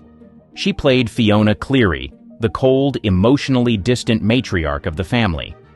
It was a huge shift from the warm, gentle characters people associated with Simmons. Fiona wasn't cruel, but she wasn't loving either. She was closed off, wounded, and quietly ruthless. And Gene played her with absolute control. Audiences didn't just watch The Thornbirds, they devoured it. Nearly 100 million people tuned in. Simmons held her ground against heavy hitters like Richard Chamberlain and Barbara Stanwyck, and in some scenes she stole the spotlight entirely. It wasn't just the lines she delivered, it was how she sat, how she paused, how she looked away at just the right second. For that performance, she won the Emmy. But more than that, she won back visibility. She proved that actresses over 50 weren't just background players. They could lead, they could drive a story, and they could be just as bold, if not bolder, than they'd been decades earlier. Behind the scenes, Simmons was calm, professional, and laser-focused. Younger cast members described her as gracious but guarded. She wasn't there for gossip, she was there to work. One crew member recalled, "She'd walk onto set, say almost nothing, and nail it on the first take." That role capped off her transformation, from teenage ingenue to Hollywood rebel, from silent power to full-on matriarch. She had nothing left to prove, but somehow still delivered performances that left audiences stunned. Gene Simmons didn't reinvent herself, she just kept showing up exactly as she was, smart, subtle, and impossible to ignore. And by the time The Thornbirds aired, one thing was clear. She never needed to scream to make the whole room gasp. Some celebrities defy time, while others, they look like they've lived 1,000 lives. From once golden icons to unrecognizable figures, these 30 stars didn't just age, they transformed in ways no one saw coming. Take Clara Bow, the original It girl. In the Roaring Twenties, she was the face of silent film, a flapper-era icon whose energy and charisma made her an audience favorite. But when talkies arrived, so did a new level of scrutiny. She had a Brooklyn accent that didn't match the era's leading lady expectations, and gossip columns were ruthless. Mental health struggles and a series of scandals pushed her further from the spotlight. By the 1940s, she was done with Hollywood, retreating into a life of isolation. But the damage was done. By the time she was in her 50s, she looked years older, the weight of past fame written all over her face. Mickey Rooney had the opposite problem. He never really left the industry, but Hollywood certainly left him behind. A child star who ruled the box office in the 30s and 40s, Rooney aged in a way the studios couldn't package. By adulthood, his boyish looks didn't translate into leading man roles, and his personal life was even messier. 6 marriages, financial ruin, and a reputation for being difficult. The stress aged him prematurely. By the time he was in his later years, he looked nothing like the fresh-faced actor who once stole scenes alongside Judy Garland. And then there was Marlon Brando. In the 50s, he was the gold standard. A streetcar named Desire, On the Waterfront, The Wild One. He was Hollywood's most intense, rugged leading man. But Brando never cared for maintaining a Hollywood image. By the 70s, his weight gain was noticeable. By the 90s, it was staggering.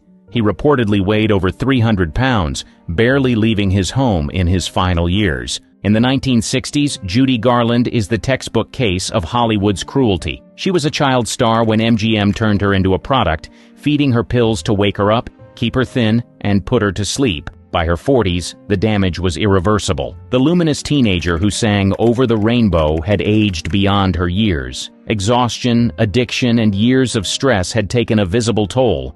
Her once youthful glow was replaced by a frail, weary appearance. By the time she was found dead in a London apartment at 47, her body had already given up long before.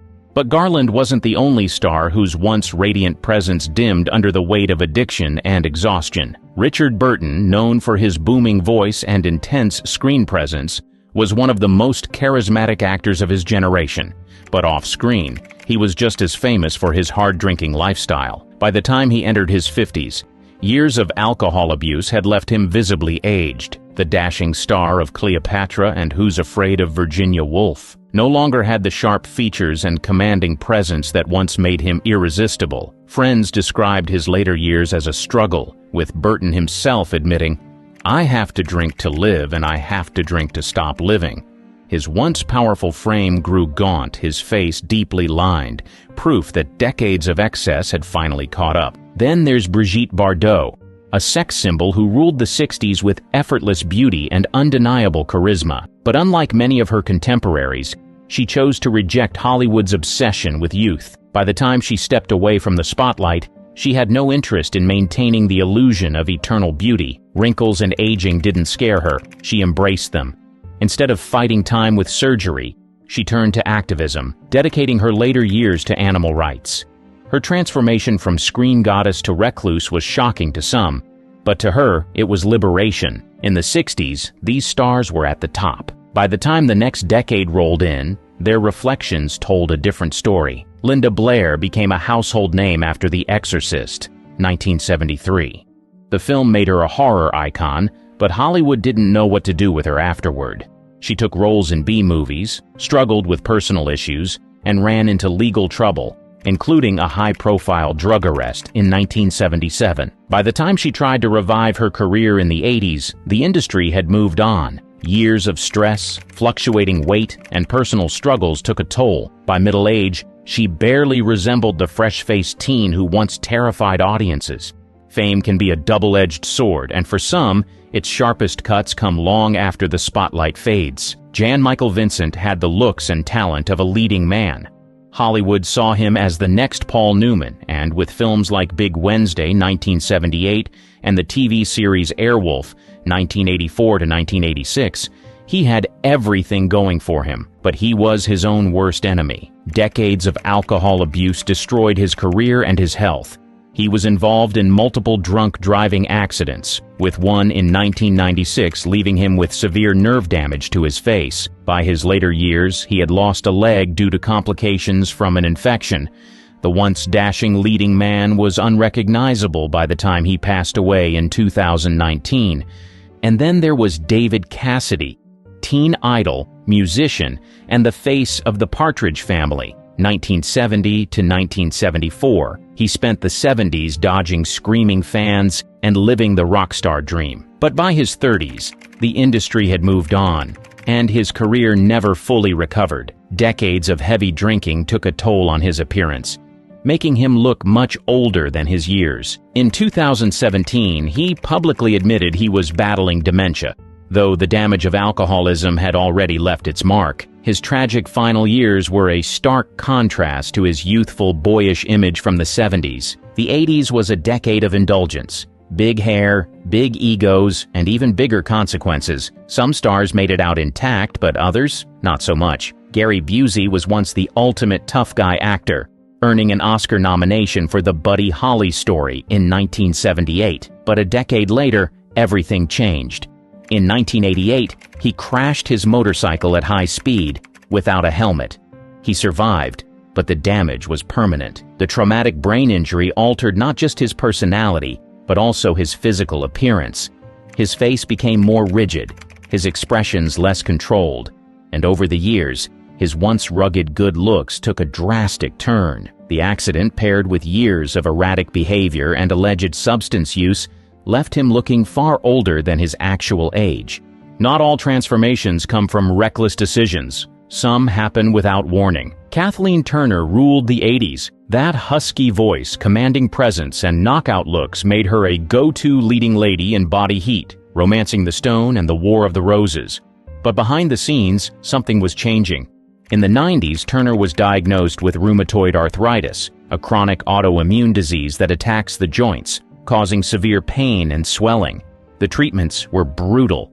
The medication, combined with the physical toll of the disease, altered her appearance in ways she couldn't control. By the early 2000s, fans were stunned. Her features had softened, her movements slowed, and the transformation was impossible to ignore. Then there's Val Kilmer. The man was Iceman. He was Jim Morrison. In Top Gun and The Doors, he didn't just play cool, he was cool. But by the 2000s, something was off. His weight fluctuated dramatically, fueling endless tabloid speculation. Whispers of health issues spread. But Kilmer denied it all. Then, in 2015, the truth came out. He had been battling throat cancer. The treatment was grueling. Surgeries and radiation took their toll, leaving him frail, his once powerful voice forever altered. By the time he re-emerged, fans barely recognized him. The transformation was shocking. The man who once exuded effortless charisma had been changed in ways no one could have predicted. Decades of non-stop touring, drug-fueled nights, and reckless living left some of rock's biggest icons nearly unrecognizable. Axl Rose was the 80s. The Guns N' Roses frontman had the cheekbones, the swagger, and the raw stage presence that made him larger than life. Then came the 2000s. Fans barely recognized him. His face looked dramatically different, sparking endless rumors. Plastic surgery, weight fluctuations, the toll of a hard-partying past. His once slender frame expanded, and speculation about failed cosmetic work only added fuel to the fire. The welcome to the jungle rock god was gone, replaced by a version even die-hard fans struggled to accept. Steven Tyler, on the other hand, never hid his rock star vices. Heroin, cocaine, and decades of excess ran through his veins as much as his music did. While he still oozes rock star charm, the years have left their mark. His once smooth skin is now deeply lined, his features worn from a lifetime of indulgence. He still struts like the 20-something kid who sang Dream On, but his face tells a different story, one of survival and consequence. If anyone should be a medical anomaly, it's Ozzy Osbourne. By his own admission, he's done enough drugs and alcohol to take down an army.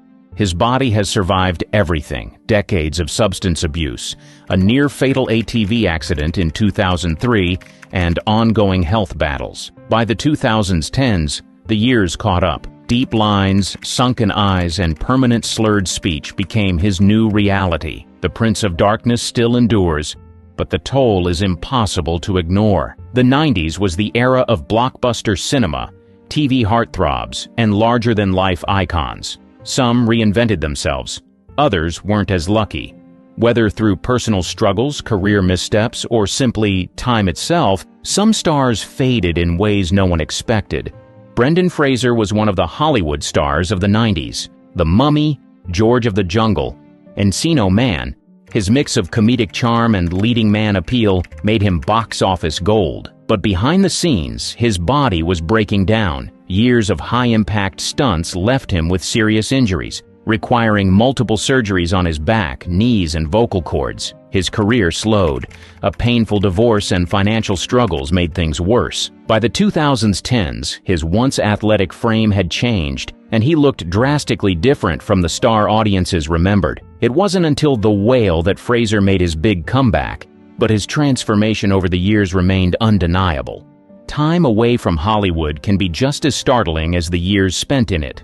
No one knows that better than Macaulay Culkin. The Home Alone star was the ultimate 90s child actor, but like many before him, growing up in the industry took a toll. By his 20s, he walked away from Hollywood. When he reappeared, fans were shocked. He looked frail, gaunt, and much older than his years. Tabloids speculated about substance abuse, though he denied it. His disheveled appearance had people concerned, but in recent years he's turned things around. His 40s look healthier than his early 30s ever did. Some transformations feel even more dramatic when they happen to figures once seen as invincible. Just look at Mike Tyson. In his prime, he was an unstoppable force, a heavyweight champion who struck fear into opponents with sheer power and intimidation. But the years weren't kind. Brutal fights, legal troubles, and financial missteps wore him down. By the 2000s, deep lines, weight gain, and a tired look made him seem far older than his age. For professional athletes, time isn't a luxury. It's an opponent they can never truly defeat. The relentless physical toll, the pressures of fame, and the lifestyle that comes with it often accelerate aging. Some retire gracefully, others go through transformations so shocking, even their biggest fans barely recognize them. Wayne Rooney is a prime example of a superstar who aged well beyond his years. He burst onto the scene as a teenager, England's golden boy, and a powerhouse forward with a relentless playing style. But by his late 20s, his body seemed to betray him. The years of carrying Manchester United and the England national team took a visible toll. His hair loss became a major talking point, leading to multiple transplants. While many footballers stay youthful into their 30s, Rooney's rugged, battle-worn look made him seem far older than his actual age. Basketball isn't any easier on the body. Shawn Kemp was a force in the NBA, a 6-time All-Star with explosive dunks and freakish athleticism. In the 90s, his lean, chiseled frame made him unstoppable with the Seattle Supersonics. But after retirement, things changed fast. Kemp's weight skyrocketed to over 300 pounds, a stark contrast to his high-flying prime. While plenty of athletes struggle to stay in peak shape post-career, his transformation was particularly shocking for fans who remembered him at his best. Then there's Diego Maradona, a legend who burned bright but paid the ultimate price for excess. The Argentine icon was worshipped for his dazzling footwork and the infamous Hand of God goal. On the pitch, he was untouchable. Off it, chaos, post-retirement, drug addiction, weight gain, and severe health issues took over. By the time of his passing in 2020, he was nearly unrecognizable from his World Cup glory days.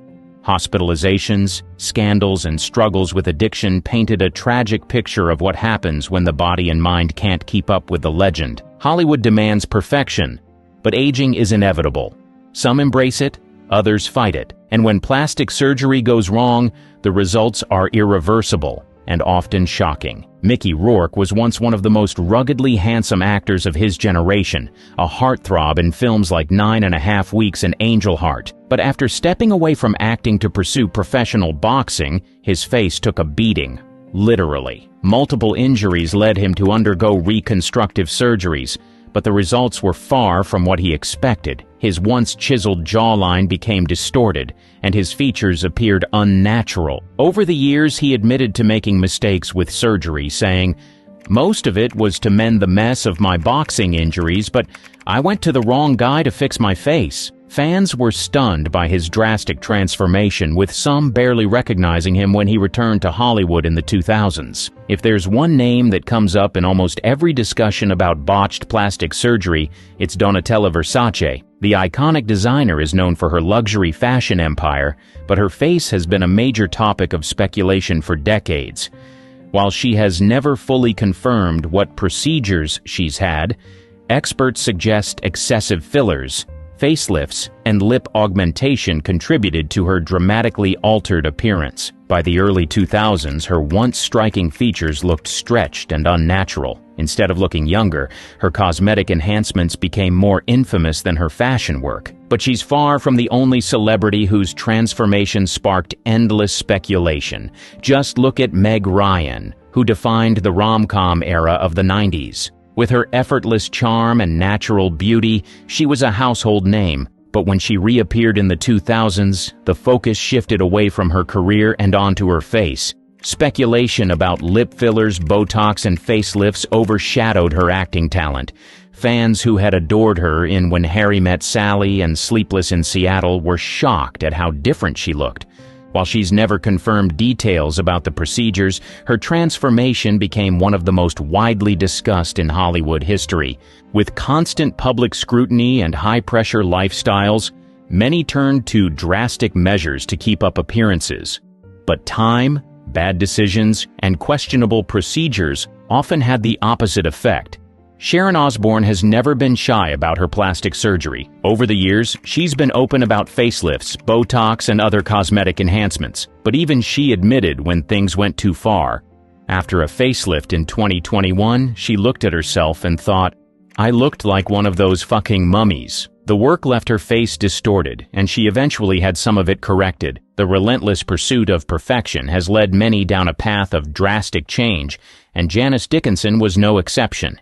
She made a name for herself as the world's first supermodel, but in later years her appearance became more about plastic surgery than high fashion.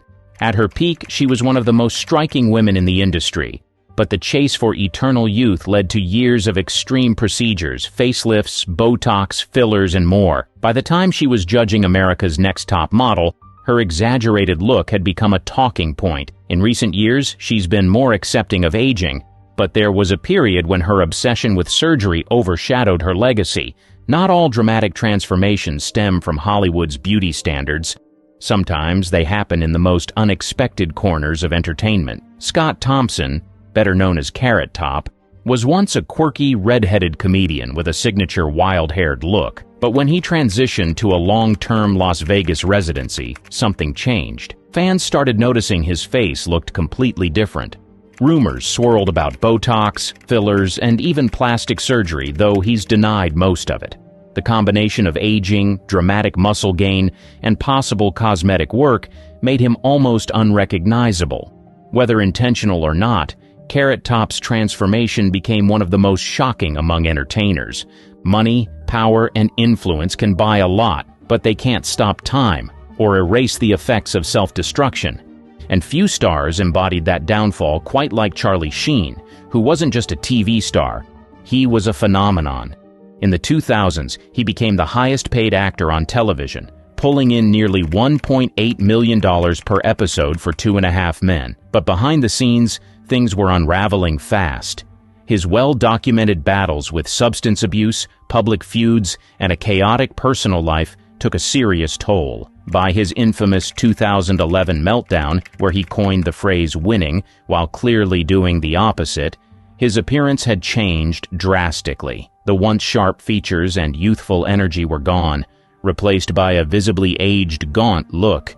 Years of hard living had caught up, and even after stepping out of the spotlight, the damage was done. Self-destruction in Hollywood doesn't discriminate by age, and few stars proved that more than Lindsay Lohan, who was once the industry's undeniable it girl. The success of The Parent Trap, Mean Girls, and Freaky Friday made her one of the most in-demand young actresses of the 2000s. But by the time she hit her early 20s, she was more famous for DUIs and court appearances than films. Endless nights of partying, mugshots, and multiple stints in rehab visibly aged her beyond her years. By the time she attempted a career comeback in her late 20s, she looked significantly older than her peers. While she has since cleaned up her image, the toll of those reckless years remains visible. Few actors held on to their mystique as well as Johnny Depp, until they didn't.